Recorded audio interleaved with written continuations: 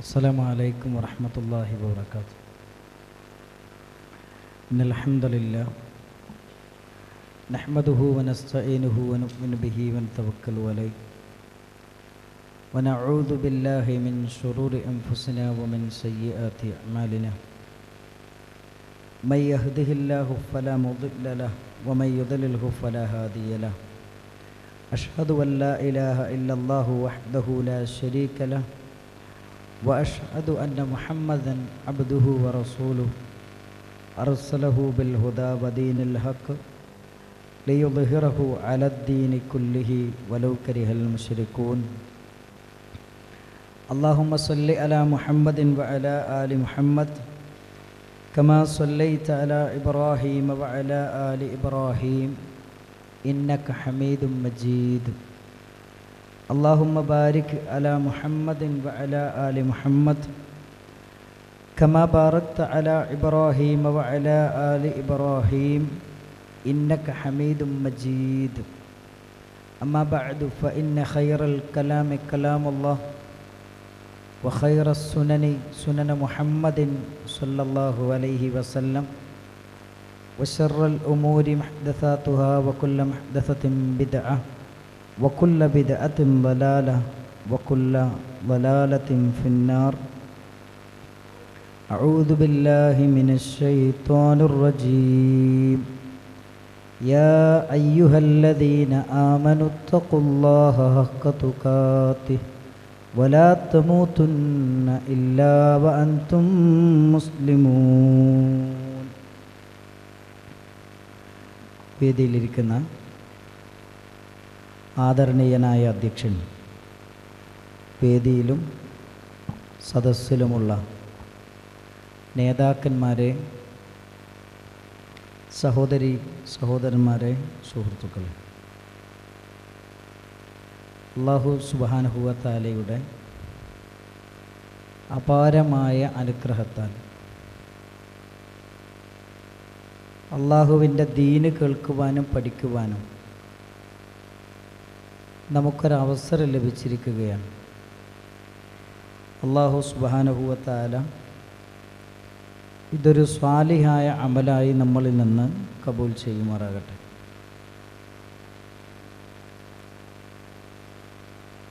ഒരുങ്ങുക നല്ല നാളേക്ക് വേണ്ടി എന്ന വിശാലമായ തലങ്ങൾ ഉൾക്കൊള്ളുന്ന ഒരു വിഷയത്തെ സംബന്ധിച്ചാണ് നമുക്ക് സംസാരിക്കാൻ. പരിശുദ്ധ ഖുർആനിൽ അല്ലാഹു സുബ്ഹാനഹു വ തആല മനുഷ്യൻ കടന്നു പോകുന്ന 3 ഘട്ടങ്ങളെക്കുറിച്ച് പറയുന്നുണ്ട്. അതിലൊന്ന് നമ്മളൊക്കെ നിരന്തരമായി പ്രാർത്ഥിക്കുന്നൊരു പ്രാർത്ഥനയാണ്, റബ്ബന ആതിന ഫിദ്ദുനിയ ഹസന. അല്ലാഹുവേ, ദുനിയാവിൽ എനിക്ക് ഹസനത്ത് തരണേ. മനുഷ്യൻ കടന്നു പോകേണ്ട ഏറ്റവും പ്രധാനപ്പെട്ടൊരു ഘട്ടമാണ് ദുനിയാവിലെ ജീവിതമെന്ന് പറയുന്നത്. രണ്ടാമത് പരിശുദ്ധമായ ഖുർആൻ നമ്മളെ പഠിപ്പിക്കുന്നത് വമിൻ വറാഇഹിം ബർസഖുൻ ഇലാ യൗമി യുബഅസൂൻ.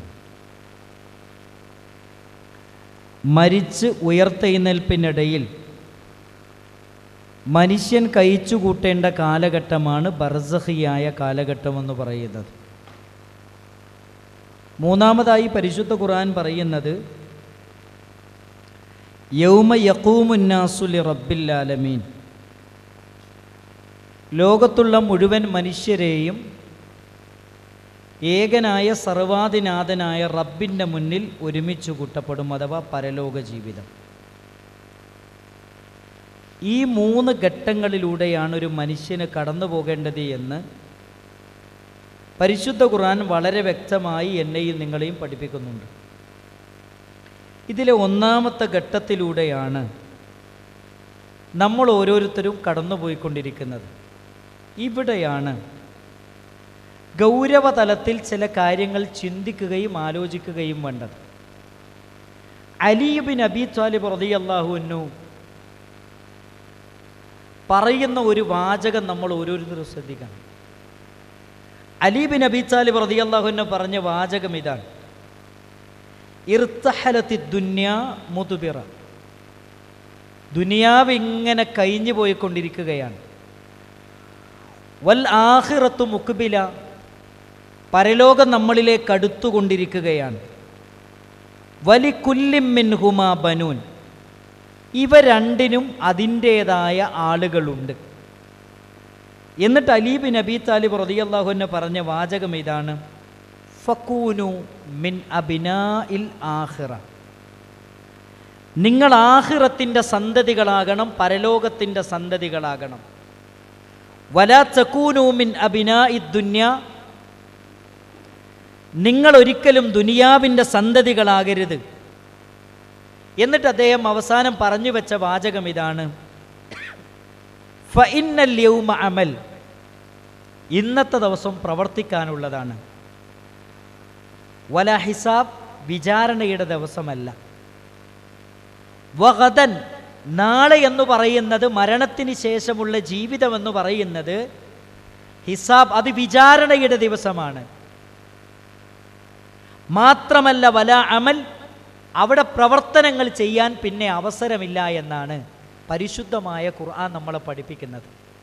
സഹോദരങ്ങളെ, മരണം നമ്മളെ പിടികൂടുന്ന ഘട്ടങ്ങളെക്കുറിച്ചും മരണത്തെക്കുറിച്ചും വ്യത്യസ്തമായ മരണത്തിൻ്റെ മാലാഖമാർ കടന്നു വരുന്ന രംഗങ്ങളെക്കുറിച്ചൊക്കെ അറിയാവുന്നവരും പഠിച്ചവരും മനസ്സിലാക്കിയവരുമാണ് നമ്മൾ. മരണഘട്ടത്തിൽ ഓരോ മനുഷ്യനും തൻ്റെ റബ്ബിൻ്റെ മുമ്പിൽ വിലപിച്ചുകൊണ്ട് പറയുന്ന വാചകം എന്താണ്? മനുഷ്യൻ ഏറ്റവും കൂടുതൽ വിലപിക്കുന്ന ഒരു ഘട്ടമാണ് മരണത്തിൻ്റെ ഘട്ടം. ആ മരണത്തിൻ്റെ ഘട്ടത്തിൽ നമ്മൾ പറയുന്ന വാക്കെന്താ അറിയോ? ലഅല്ലി അഅമലു സ്വാലിഹ. മരണത്തിൻ്റെ മലക്കുകളെ നേർക്ക് നേരെ കാണുന്ന സമയത്ത് വേദനയോടെ, നിർവികാരനായി, സങ്കടത്തോടുകൂടി നമ്മൾ പറയുന്ന വാചകം എന്താ? അല്ലാഹുവേ, ഒരു സെക്കൻഡ് സമയമെങ്കിലും എനിക്ക് തരുമോ, ഞാൻ നല്ലത് ചെയ്യാമെന്ന് പറയും. വ്യത്യസ്തമായ ആയത്തുകളെടുത്ത് പരിശോധിക്കുമ്പോഴെല്ലാം മരണഘട്ടത്തിൽ നമ്മൾ വിലപിച്ചുകൊണ്ട് റബ്ബിനോട് പറയുന്നത്, ഞാൻ ചെയ്യേണ്ട പ്രവർത്തനങ്ങളൊന്നും ചെയ്തിട്ടില്ല, ഇനി എനിക്ക് കുറച്ച് സമയം തരുമോ, ഞാൻ ചെയ്യാമെന്നാണ്. സഹോദരങ്ങളെ, ഇങ്ങനെ ഒരു അവസ്ഥ നമുക്ക് വരാതിരിക്കണമെങ്കിൽ നമ്മുടെ മനസ്സിൻ്റെ ഉള്ളിൽ ഒരു ചിന്തയുണ്ടാകണം: എൻ്റെ ജീവിതത്തിൻ്റെ ലക്ഷ്യമെന്ന് പറയുന്നത് പരലോകത്ത് സ്വർഗം ലഭിക്കലാണ്, നരകമോചനം ലഭിക്കലാണ്. അത് ലഭിക്കണമെങ്കിൽ മരണമുണ്ട്, മരണത്തിന് ശേഷം ഒരു ലോകമുണ്ട്, അവിടെ വിചാരണയുണ്ട്, അവിടെയെല്ലാം എനിക്ക് രക്ഷപ്പെടണമെങ്കിൽ ഈ വിശ്വാസം എൻ്റെ ഹൃദയത്തിൽ പച്ചയായി നിലനിൽക്കേണ്ടതുണ്ട്. അത് പച്ചയായി നിലനിൽക്കുമ്പോൾ മാത്രമാണ് എൻ്റെ വ്യക്തി ജീവിതവും എൻ്റെ കുടുംബ ജീവിതവും എൻ്റെ സാമൂഹ്യ ജീവിതവും നമ്മൾ ക്രമീകരിക്കുകയുള്ളൂ, നമുക്ക് ക്രമീകരിക്കാൻ സാധിക്കുകയുമുള്ളൂ. നിങ്ങൾ നോക്കൂ സഹോദരങ്ങളെ, പരിശുദ്ധ ഖുർആനിൽ അല്ലാഹു സുബ്ഹാനഹു വ തആല ദുനിയാവിലെ ജീവിതത്തെക്കുറിച്ച് പറയുന്നിടത്ത് പ്രയോഗിച്ചൊരു പ്രയോഗം എന്താ അറിയോ? വഅലമു. നിങ്ങൾ പഠിച്ചു വെക്കണം, മനസ്സിലാക്കണം. അന്നമൽ ഹയാത്തുദ് ദുനിയ. ദുനിയാവിലെ ജീവിതമെന്ന് പറയുന്നത് അത് ലഅബും വലഹവും വസീനത്തുൻ. അത് കളിയും വിനോദവും അലങ്കാരവുമാണ്. ദുനിയാവിലെ ജീവിതത്തെക്കുറിച്ച് പറയാണ്. ദുനിയാവിലെ ജീവിതത്തെക്കുറിച്ചാണ് ഖുർആൻ പറയുന്നത്. അത് കളിയും വിനോദവും അലങ്കാരവും. വതഫാഖുറും ബൈനക്കും. അത് നിങ്ങൾക്ക് ഇടയിലുള്ള പരസ്പരമുള്ള ദുരഭിമാനം നടിക്കലും. വതകാസുറും ഫിൽ അംവാലി വൽ ഔലാദ്. സന്താനങ്ങളിലും സ്വത്തുക്കളിലുമുള്ള പെരുപ്പം കാണിക്കലും മാത്രമാണ് ഈ ദുനിയാവിലെ ജീവിതമെന്ന് പറയുന്നത്. നമ്മളൊന്ന് ആലോചിച്ചു, നമ്മുടെ ജീവിതത്തെക്കുറിച്ച് നമ്മളൊന്ന് ആലോചിച്ച് നോക്കാം. ഈ ദുനിയാവിലെ ജീവിതം എന്ന് പറഞ്ഞാൽ എന്താണ് നമ്മുടെ ജീവിതത്തെക്കുറിച്ച് നമ്മൾ കരുതിയത്? കുറേ മക്കളുണ്ട്, സമ്പത്ത് വേണം, ജീവിക്കണം, അടിച്ചു പൊളിക്കണം എന്നതിനപ്പുറത്തേക്ക് എൻ്റെ ജീവിതത്തിനൊരു ലക്ഷ്യമുണ്ട്, ആ ലക്ഷ്യത്തിന് വേണ്ടി പ്രവർത്തിക്കേണ്ടവനാണ്, ജീവിക്കേണ്ടവനാണ് എന്ന ബോധത്തോടുകൂടി ഈ ജീവിതത്തെ നോക്കിക്കാണാനും ഈ ജീവിതത്തെ ഉപയോഗപ്പെടുത്താനും നമ്മളിൽ എത്ര പേർക്ക് സാധിച്ചിട്ടുണ്ട് എന്നത് വളരെ ഗൗരവതരമാണ്. അതുകൊണ്ടാണ് ഖുർആൻ ഇങ്ങനെ പറഞ്ഞത്, കമസലി ഗൈസിൻ. ഒരു മഴ പോലെയാണ് ദുനിയാവിലെ ജീവിതമെന്ന് പറയുന്നത്. എന്നിട്ട് പറയാണ് അഅജബൽ കുഫാർ നബാതുഹു. ആ മഴ മുഖേന ഭൂമിയിൽ നിന്ന് മുളച്ചു പൊന്തുന്ന സസ്യലലാദികളെ അവർ കാണുമ്പോൾ അത് കർഷകരെ അത്ഭുതപ്പെടുത്തുകയാണ്. ഇതിങ്ങനെ മുളച്ച് പൊന്തിങ്ങനെ കൃഷിയൊക്കെ വിശാലമായി അവർക്ക് കായികനികളിങ്ങനെ നൽകുമ്പോൾ എന്ത് ചെയ്യാണ്, അതൊക്കെ കണ്ടിട്ട് അത്ഭുതം കൂറുകയാണ്. എന്നിട്ട് അള്ളാഹ് പറയുന്നത് അറിയോ, സുമ്മ യഹീജ് തറാഹു മുസ്ഫറ, അത് കുറച്ച് കഴിഞ്ഞാൽ എന്ത് ചെയ്യും, അതൊക്കെ കരിഞ്ഞു പോകും. ഇതുപോലെയാണ് ദുനിയാവിലെ ജീവിതമെന്ന് പറയുന്നത്. ഇവിടെ നോക്കൂ സഹോദരങ്ങളെ, ഒരു 20-25 വയസ്സൊക്കെ ആയി കുറച്ച് കാലമൊക്കെ കഴിഞ്ഞാൽ പിന്നെ നമ്മുടെ ശരീരം ഇങ്ങോട്ട് നോക്ക്, നമ്മുടെ ശരീരത്തിൽ ചുക്കിച്ചുളിവുകൾ വരികയാണ്. പിന്നെ നേരത്തെ കണ്ട പലതും നമ്മൾ കാണുന്നില്ല. എനിക്ക് ഭയങ്കര സങ്കടം തോന്നിയെന്ന് വെച്ചാൽ, പിന്നെ എൻ്റെ വാപ്പ 2 കൊല്ലം മുമ്പാണ് മരിച്ചത്, അള്ളാഹു പുറത്തു കൊടുക്കുമാറാകട്ടെ. വാപ്പാൻ്റെ അടുത്ത് വാപ്പാനെ അവസാന ഘട്ടത്തിൽ വാപ്പാൻ്റെ കൂടെ, ആ കൊറോണ ടൈം ആയതുകൊണ്ട് വാപ്പാൻ്റെ കൂടെ തന്നെ നിൽക്കാൻ കഴിഞ്ഞൊരു സമയം ഉണ്ടായിരുന്നു. ആ സമയത്ത് വാപ്പാൻ്റെ കയ്യിലെ നഖ ഇങ്ങനെ വെട്ടിക്കൊടുക്കുമ്പോൾ വാപ്പ മുഖത്ത് നോക്കിയിട്ട് വാപ്പ ചോദിച്ചൊരു ചോദ്യമുണ്ട്, ഇങ്ങനൊരു കാലം വരുമെന്ന് ഞാൻ ഒരിക്കലും വിചാരിച്ചു. എൻ്റെ നഖം എനിക്ക് വെട്ടാൻ പറ്റാത്തൊരു കാലം, എൻ്റെ റൂമിലെ എൻ്റെ ടോയ്ലറ്റിലേക്ക് എനിക്ക് പോകാൻ പറ്റാത്തൊരു കാലം അല്ലേ? നിങ്ങളൊന്ന് ആലോചിച്ചു. ആ വാക്കുകൾ പറയുമ്പോൾ അദ്ദേഹത്തിൻ്റെ കണ്ടമിടറുന്നുണ്ട്. ഞാൻ പറയുന്നത് എന്താ വെച്ചാൽ, നമ്മുടെ കണ്ണുകളും നേരത്തെ കണ്ട പലതും കാണാൻ പറ്റാത്തൊരവസ്ഥ വരാനുണ്ട്. നമ്മൾ ഒറ്റക്ക് പോയ പല സ്ഥലങ്ങളിലും പരസഹായമില്ലാതെ പോകാൻ പറ്റാത്തൊരു കാലം നമ്മുടെ ജീവിതത്തിൽ വരാനുണ്ട്. നമ്മൾ കേട്ട പലതും കേൾക്കാത്ത പല സമയവും നമുക്ക് വരാനുണ്ട്. ഈ ബോധ്യമാണ് സഹോദരങ്ങളെ നമ്മുടെ മനസ്സുകളിൽ ഉണ്ടാകേണ്ടത്. അതുകൊണ്ടാണ് ഇബ്നു അബ്ബാസ് റളിയല്ലാഹു അൻഹു മനുഷ്യരുടെ അവരുടെ ജീവിതത്തെക്കുറിച്ച് അവർക്കുണ്ടായിരിക്കേണ്ട കാഴ്ചപ്പാടിനെ കുറിച്ച് പറയുന്നിടത്ത് മഹാനായ ഇബ്നു അബ്ബാസ് റളിയല്ലാഹു അൻഹു പറഞ്ഞൊരു വാചകം എന്താ അറിയോ, ജഅലല്ലാഹു ദുനിയ സലാസത അജ്സാ, ദുനിയാവിനെ അള്ളാഹു 3 പാട്ടാക്കി ഭാഗിച്ചിരിക്കുന്നു. ദുനിയാവിനെ അള്ളാഹു സുബ്ഹാനഹു വ തആല 3 ഭാഗമാക്കി ഭാഗിച്ചിരിക്കുന്നു. എന്നിട്ട് പറയാണ്, ജുസ്ഉൻ ലിൽ മുഅ്മിൻ, ഒരു ഭാഗം സത്യവിശ്വാസികൾക്ക് വേണ്ടിയാണ്. എന്നിട്ട് പറയാണ് വജുസ്ഉൻ ലിൽ മുനാഫിഖ്, ഒരു ഭാഗം മുനാഫിക്കുകൾക്കാണ്. വജുസ്ഉൻ ലിൽ കാഫിർ, ഒരു ഭാഗം കാഫിരീങ്ങൾക്ക് വേണ്ടിയാണ്. ഇങ്ങനെ ദുനിയാവിനെ 3ആയി അള്ളാഹു സുബ്ഹാനഹു വ തആല വീതം വെച്ച് കൊടുത്തിരിക്കുന്നു. എന്നിട്ട് നബി സല്ലല്ലാഹു അലൈഹി വസല്ലമയിൽ നിന്ന് ഇബ്നു അബ്ബാസ് റളിയല്ലാഹു അൻഹു പറയാണ്, ഫൽ മുഅ്മിൻ, എന്നാൽ ഒരു സത്യവിശ്വാസി അവന് ദുനിയാവിൽ കിട്ടിയ സൗകര്യങ്ങൾ, ദുനിയാവിൽ കിട്ടിയ അവൻ്റെ ഓഹരി അവൻ എന്താ ചെയ്യുന്നതെന്നറിയോ, യതസവ്വദ്, പരലോകത്തേക്ക് വേണ്ടി പാഥേയം സ്വീകരിക്കാൻ അവൻ ഉപയോഗപ്പെടുത്തുന്നു. ദുനിയാവിലൊരു സത്യവിശ്വാസിക്ക് കിട്ടിയ അവൻ്റെ ആയുസ്, അവൻ്റെ ആരോഗ്യം, അവൻ്റെ സമയം, അവൻ്റെ ജീവിതം, അവൻ്റെ കുടുംബം എല്ലാം അവൻ്റെ പരലോകത്തേക്ക് വേണ്ടിയുള്ള പാഥേയം സ്വീകരിക്കാനാണ് അവൻ ഉപയോഗപ്പെടുത്തുന്നത്. എന്നാൽ വൽ മുനാഫിക്, മുനാഫിക്കുകൾ എന്താ ചെയ്യുന്നതെന്നറിയോ, യതസയ്യൻ, അവർ ഭംഗി കൂട്ടി നടക്കുകയാണ്. അവരുടെ ഉള്ളിൻ്റെ ഉള്ളിൽ ഒന്നും ഉണ്ടാവില്ല. അവർ സമൂഹത്തിൻ്റെ മുന്നിലൊക്കെ നോക്കുമ്പോൾ വലിയ ദീനുള്ള ആൾക്കാരായിരിക്കും, വലിയ ദീനിൻ്റെ ഷിയാറുകളൊക്കെ അവരടുത്ത് ഉണ്ടാവും. പക്ഷെ ഉള്ളിൻ്റെ ഉള്ളിലേക്ക് കയറി ചെന്നാൽ ഒന്നും ഉണ്ടാവില്ല അവരുടെ ഉള്ളിൻ്റെ ഉള്ളിൽ. ഇങ്ങനത്തെ ചില ആളുകൾ നമ്മുടെ സമൂഹത്തിലുണ്ട്. 3-ാമത് പറഞ്ഞെന്തറിയും, വൽ കാഫിർ, കാഫിരിങ്ങൾ അവർക്ക് കിട്ടിയ ഓഹരി കൊണ്ട് അവരെന്താ ചെയ്യുന്നതെന്നറിയോ, യതമത്ത, അവർ സുഖിച്ച് ജീവിക്കുന്നു, തിന്നുക, കുടിക്കുക, രമിക്കുക, അതിനപ്പുറത്തേക്ക് അവരുടെ ജീവിതത്തിന് ഒരു ലക്ഷ്യമില്ല.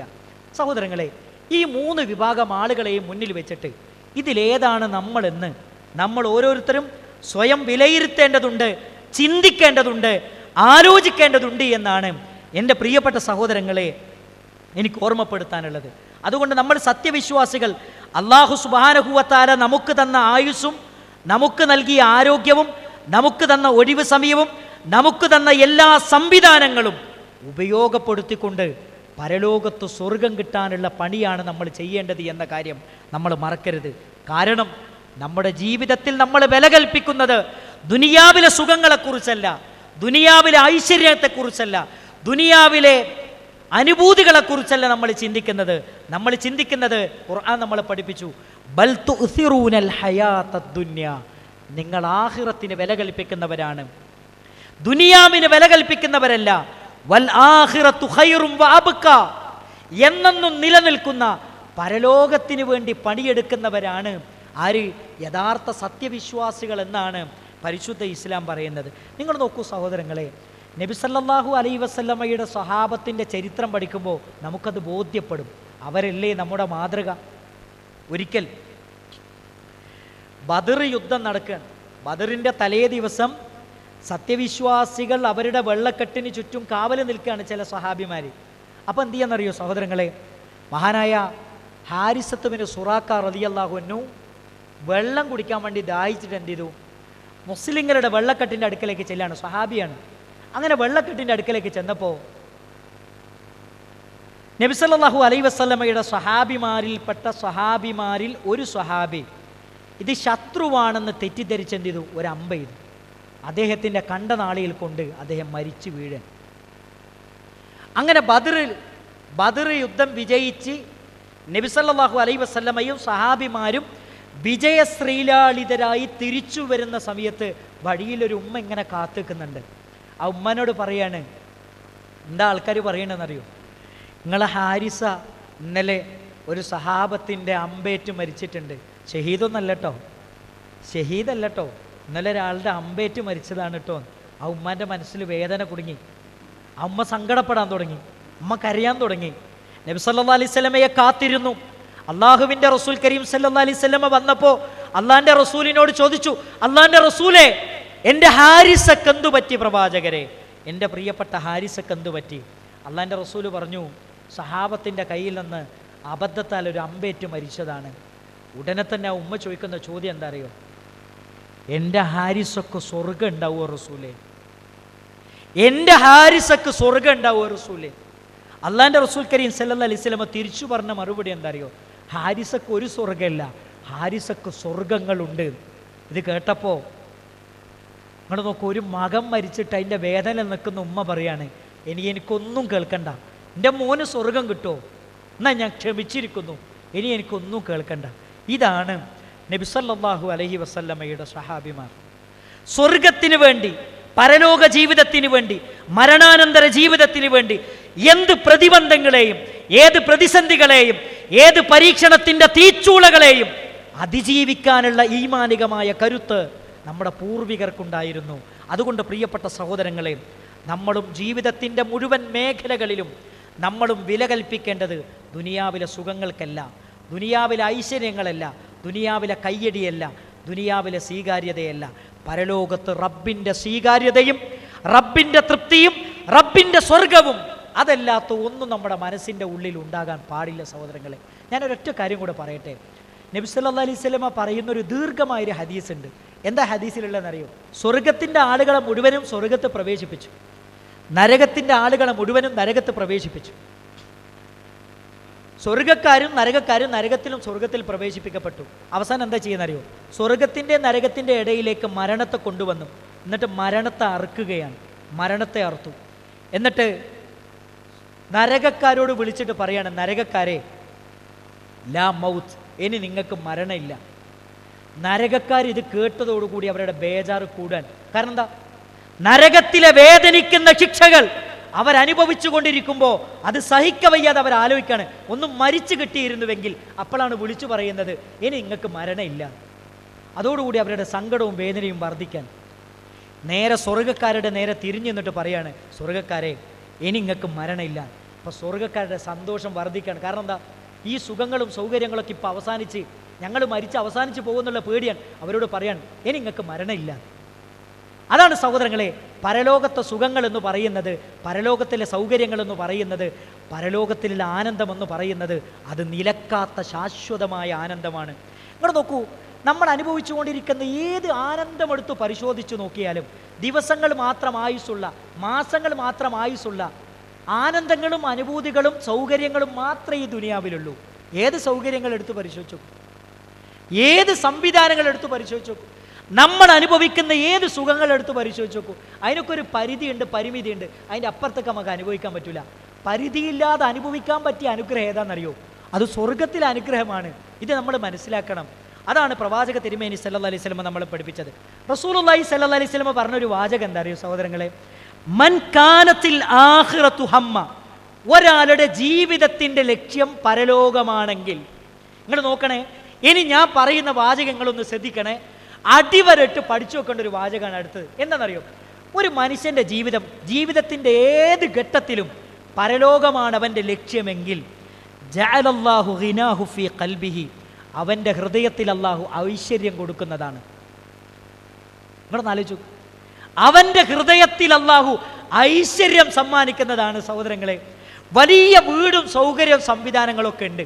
അവിടെ നോക്ക്, വലിയ ശീതീകരിച്ച റൂമുള്ള വലിയ വീടുകളുണ്ട്, കൊട്ടാര സമാനമായ വീടുകളുണ്ട്, എല്ലാ സംവിധാനമുണ്ട്, നല്ല ജോലിയുണ്ട്, ഭാര്യയുണ്ട്, മക്കളുണ്ട്, എല്ലാം ഉണ്ട്. പക്ഷേ ഒരു സ്വസ്ഥതയും സമാധാനവും ലഭിക്കാത്ത എത്ര ആയിരക്കണക്കിന് മനുഷ്യരാണ് സഹോദരങ്ങളെ നമുക്കിടയിൽ ജീവിക്കുന്നത്. അതെന്തുകൊണ്ടാണെന്നറിയോ? ജീവിതത്തിൽ നമ്മുടെ ജീവിതത്തിൻ്റെ ലക്ഷ്യം നമ്മുടെ ഹൃദയത്തിൽ പച്ചയായി നിലനിർത്താൻ സാധിക്കാത്തത് കൊണ്ടാണ്. ഞാൻ നിങ്ങളോട് പറയാം, നിങ്ങളുടെ മനസ്സിന് സ്വസ്ഥതയും സമാധാനവും ജീവിതത്തിൽ സന്തോഷവും ആനന്ദമൊക്കെ കിട്ടണമെങ്കിൽ ഒരൊറ്റ പണി നമ്മൾ ചെയ്യേണ്ടുള്ളൂ. എന്താണെന്നറിയോ? മരണത്തിന് ശേഷം ഒരു ജീവിതമുണ്ട്, പരലോകമുണ്ട്. എൻ്റെ ലക്ഷ്യമെന്ന് പറയുന്നത് പരലോകത്ത് സ്വർഗം കിട്ടലാണ്, പടച്ചോൻ്റെ വിചാരണ എളുപ്പമായി അവിടെ സ്വർഗത്തിലേക്ക് എത്തിച്ചേരലാണ് എന്ന ലക്ഷ്യമാണ് നിങ്ങളുടെ ജീവിത ലക്ഷ്യമെങ്കിൽ നിങ്ങൾ മനസ്സിലായിക്കോളി, നിങ്ങളുടെ ഹൃദയത്തിൽ പടച്ചോൻ സമാധാനം തരും. ഇനി തീർന്നിട്ടില്ല, അടുത്ത വാചകം എന്താ അറിയോ സഹോദരങ്ങളെ?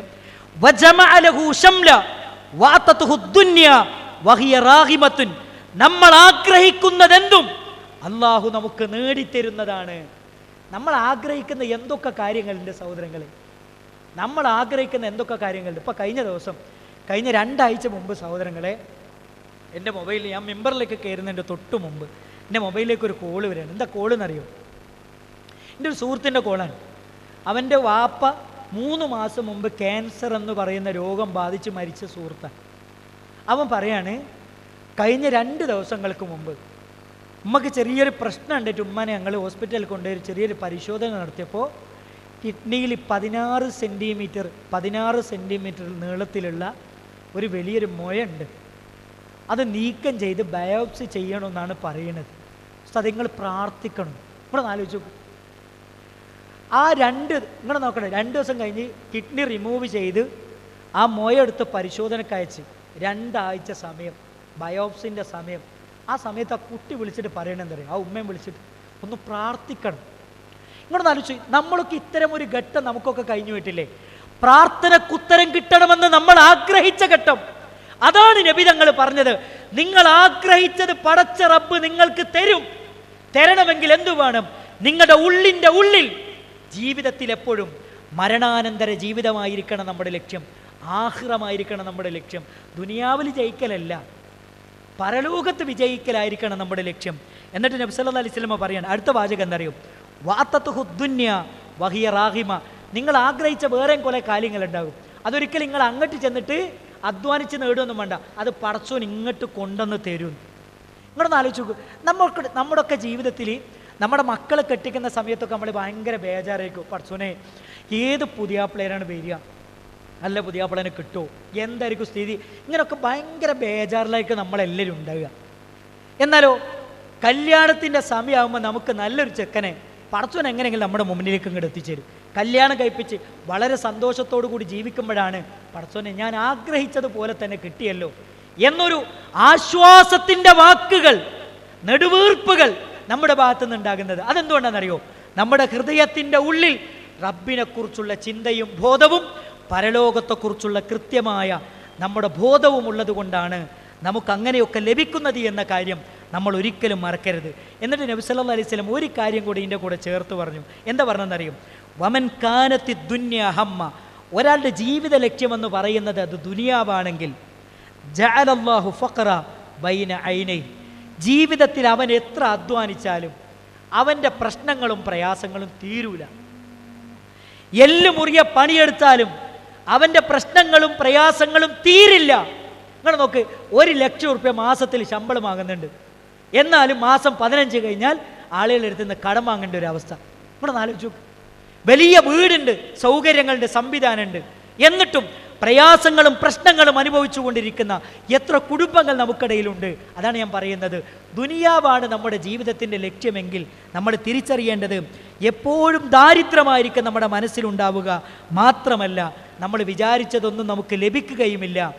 ഒരിക്കലും നമ്മൾ ആഗ്രഹിച്ച കാര്യങ്ങൾ നേടാൻ നമുക്ക് സാധിക്കുകയുമില്ല. അതുകൊണ്ട് സഹോദരങ്ങളെ, നമ്മൾ കൃത്യമായി മനസ്സിലാക്കേണ്ടത് പരലോകത്തെക്കുറിച്ചുള്ള കൃത്യമായ ബോധ്യവുമാണ് നമ്മുടെ മനസ്സിൻ്റെ ഉള്ളിൽ പച്ചയായി നിലനിൽക്കേണ്ടത്. അതുകൊണ്ടാണ് പരിശുദ്ധ ഖുർആൻ പറയുന്നത്, പരലോകത്ത് വിജയിക്കണമെങ്കിൽ ശരിയായ വിശ്വാസവും സൽക്കർമ്മവും നമ്മുടെ കൂടെയുണ്ടാകണം. സൂറത്തു നഹലിലെ 97-ാമത്തെ വചനം നമ്മൾ മറക്കരുത്. മൻ അമില സ്വാലിഹൻ മിൻ ദക്കറിൻ ഔ ഉൻസാ വഹുവ മുഅ്മിനുൻ. രണ്ട് കാര്യങ്ങളാണ് ഇവിടെ പറഞ്ഞത്. എന്താ പറഞ്ഞതെന്നറിയോ? ആരെങ്കിലും മൻ അമില സ്വാലിഹൻ, ഒരു സൽക്കർമ്മം ചെയ്താൽ, ആണാവട്ടെ പെണ്ണാവട്ടെ, ഒരാൾ സൽക്കർമ്മം ചെയ്തു. എങ്ങനെയാ സൽക്കർമ്മം ചെയ്യുന്നതെന്നറിയോ? വഹുവ മുഅ്മിനുൻ, സത്യവിശ്വാസിയായിക്കൊണ്ട് യഥാർത്ഥ ഈമാനോടുകൂടിയാണ് ഒരാൾ സൽക്കർമ്മങ്ങൾ ചെയ്യുന്നത് എങ്കിൽ ഫലനുഹയ്യന്നഹു ഹയാത്തൻ ത്വയ്യിബ, അവനൊരു നല്ലൊരു ജീവിതം ആ വ്യക്തിക്ക് റബ്ബ് നൽകുമെന്നാണ് പരിശുദ്ധമായ ഖുർആൻ നമ്മളെ പഠിപ്പിക്കുന്നത്. നമ്മൾ തിരിച്ചറിയേണ്ട ഒരു കാര്യം എന്തറിയോ? യഥാർത്ഥ വിശ്വാസത്തോടുകൂടി ജീവിക്കുന്ന ഒരു വ്യക്തിയെ സംബന്ധിച്ചിടത്തോളം അവന് ദുനിയാവിലും ആഖിറത്തിലും അള്ളാഹു വിജയം സമ്മാനിക്കുമെന്നാണ് ഈ ആയത്ത് നമ്മളെ പഠിപ്പിക്കുന്നത്. ഇവിടെ നമ്മൾ മനസ്സിലാക്കേണ്ട ഒരു കാര്യം എന്താ അറിയോ സഹോദരങ്ങൾ? ഈ ആയത്തിൽ അള്ളാഹു സുബ്ഹാനഹു വ തആല പറയുന്നത് യഥാർത്ഥ വിശ്വാസിയായിക്കൊണ്ട് ഒരാൾ സൽപ്രവർത്തനങ്ങൾ ചെയ്താൽ അവന് നല്ലൊരു ജീവിതം നൽകുമെന്നാണ്. ഇവിടെ നമ്മൾ മനസ്സിലാക്കേണ്ട ഒരു കാര്യം എന്താ വെച്ചാൽ, വിശ്വാസം എന്ന് പറയുന്നത് എന്താണ്? ആ കാര്യങ്ങളെക്കുറിച്ച് പലപ്പോഴും നമ്മുടെയൊക്കെ മനസ്സിലുണ്ടാകുന്ന ഒരു ധാരണ എന്താ അറിയോ? വിശ്വാസം എന്ന് പറയുന്നത് അത് മനസ്സിലുള്ള ആഗ്രഹങ്ങളോ തോന്നലുകളോ ആണെന്നാണ് പല ആളുകളും തെറ്റിദ്ധരിച്ചത്. എന്നാൽ സഹോദരങ്ങളെ, വിശ്വാസത്തെക്കുറിച്ച് പറയുന്നിടത്ത് നാസർ സഅദി റഹിമഹുല്ല വളരെ വ്യക്തമായി പഠിപ്പിക്കുന്ന ഒരു കാര്യമുണ്ട്. വഖദ് യഅതിഫുല്ലാഹു അലൽ ഈമാൻ, ഈമാനിൻ്റെ കൂടെ അള്ളാഹു സുബ്ഹാനഹു വ തആല ചേർത്തു പറഞ്ഞു അൽ അഅമാല സ്വാലിഹ, സൽപ്രവർത്തനങ്ങളെ, സൽക്കർമ്മങ്ങളെ. അവിത്തഖ്വ, തഖ്വയെ ചേർത്തു പറഞ്ഞു. അവിസ്വബിരി, ക്ഷമയെ ചേർത്തു പറഞ്ഞു. എന്തിനാണ് അങ്ങനെ പറഞ്ഞത്? അത് പറഞ്ഞതിനൊരു കാരണമുണ്ട്. ലിഅല്ലാ യദുന്നുല്ലാൻ, വിചാരിക്കുന്നവൻ വിചാരിക്കാതിരിക്കാൻ വേണ്ടിയാണ്. അന്നൽ ഈമാൻ യക്തഫി ഫീഹി ബിമാ ഫിൽ ഖൽബ്, ഒരാൾ ഹൃദയം കൊണ്ട് സത്യപ്പെടുത്തിയാൽ മതി, അതാണ് ഈമാൻ. ഏത്? ഹൃദയം കൊണ്ട് സത്യപ്പെടുത്തിയാൽ മാത്രം മതി. ലാ ഇലാഹ ഇല്ലല്ലാഹ് എന്ന് ഹൃദയം കൊണ്ട് സത്യപ്പെടുത്തിയാൽ മാത്രം മതി, അതാണ് ഈമാൻ എന്നാരെങ്കിലും തെറ്റിദ്ധരിച്ചിട്ടുണ്ടെങ്കിൽ ആ തെറ്റിദ്ധാരണ തിരുത്താനാണ് ഈ കാര്യം അദ്ദേഹം നമ്മളെ പഠിപ്പിക്കുന്നത്. എന്നിട്ട് അദ്ദേഹം പറയാൻ ഫമനിദ്ദഅ, ഇനി ആരെങ്കിലും വാദിക്കുകയാണെങ്കിൽ അന്നഹു മുഅ്മിനുൻ, അവൻ സത്യവിശ്വാസിയാണ്, വഹുവ ലം യഅമൽ ബിമാ അമറല്ലാഹു ബിഹി വറസൂലിഹി, അല്ലാഹു സുബ്ഹാനഹു വ തആലയും അവൻ്റെ റസൂൽ കരീം സല്ലല്ലാഹു അലൈഹി വസല്ലമയും കൽപ്പിച്ച കാര്യങ്ങളൊന്നും ചെയ്യാതെ ഒരാൾ അങ്ങനെ ജീവിക്കുകയാണെങ്കിൽ മിനൽ വാജിബാത്തി, അവൻ നിർബന്ധമാക്കിയ കാര്യങ്ങൾ, വമിൻ തർക്കിൽ മുഹറമാത്തി, അവൻ ഹറാമാക്കിയ കാര്യങ്ങൾ ഉപേക്ഷിക്കാതെ, അവൻ നിർബന്ധമാക്കിയ കാര്യങ്ങൾ ചെയ്യാതെ ഒരാൾ ഞാൻ ഈമാനുള്ളവനാണെന്ന് പറഞ്ഞാൽ ഫലൈസ ബിസ്വാദിഖിൻ ഫീ ഈമാനിഹി, ഒരിക്കലും അവൻ്റെ ഈമാനിൽ അവൻ സത്യസന്ധതയുള്ളവനല്ല. അപ്പം ഈമാൻ എന്ന് പറഞ്ഞാൽ എന്താ പറയുക സഹോദരങ്ങളെ? 3 കാര്യങ്ങളിൽ ഉണ്ടാകണം. ഒന്ന്, തസ്ദീഖും ബിൽ ഖൽബ്, ഹൃദയം കൊണ്ട് നമ്മൾ സത്യപ്പെടുത്തണം. ഇഖ്റാറും ബിൽ ലിസാൻ, നാവ് കൊണ്ടത് പ്രഖ്യാപിക്കണം. മൂന്നാമത്തത് അമലും ബിൽ ജവാരിഹ്, നമ്മുടെ ശരീരം കൊണ്ട് നമ്മളത് പ്രവർത്തിക്കുകയും വേണം. എങ്കിൽ മാത്രമേ നമ്മുടെ ഈമാന് ശരിയാവുകയുള്ളൂ. അങ്ങനെ ഈമാനുള്ളവരെ സംബന്ധിച്ചിടത്തോളം അങ്ങനെയാണ് അവൻ പ്രവർത്തിക്കുന്നത് എങ്കിൽ അവൻ്റെ ദുനിയാവിലെ ജീവിതവും അവൻ്റെ പാരത്രിക ലോകത്തെ ജീവിതവും ഏറ്റവും ഐശ്വര്യപൂർണമായ ജീവിതമായിരിക്കുമെന്നാണ് പരിശുദ്ധമായ ഇസ്ലാം എന്നെയും നിങ്ങളെയും പഠിപ്പിക്കുന്നത്. സഹോദരങ്ങളെ, മരണത്തിന് മുമ്പ്, മരിക്കുന്നതിന് മുമ്പ് നമ്മൾ നമ്മുടെ വിശ്വാസത്തിൻ്റെ മേഖലകൾ നമ്മൾ പരിശോധിക്കണം. വിശ്വാസത്തിൻ്റെ മേഖലകളിൽ ഒരിക്കലും പുഴുക്കുത്ത് കടന്നു വരാൻ നമ്മൾ അനുവദിക്കാൻ പാടുള്ളതല്ല. കാരണം പ്രവാചക തിരുമേനി സല്ലല്ലാഹു അലൈഹി വസല്ലമ നിരന്തരമായി നമ്മളെ പഠിപ്പിച്ചെന്നൊരു പ്രാർത്ഥനയുണ്ട്.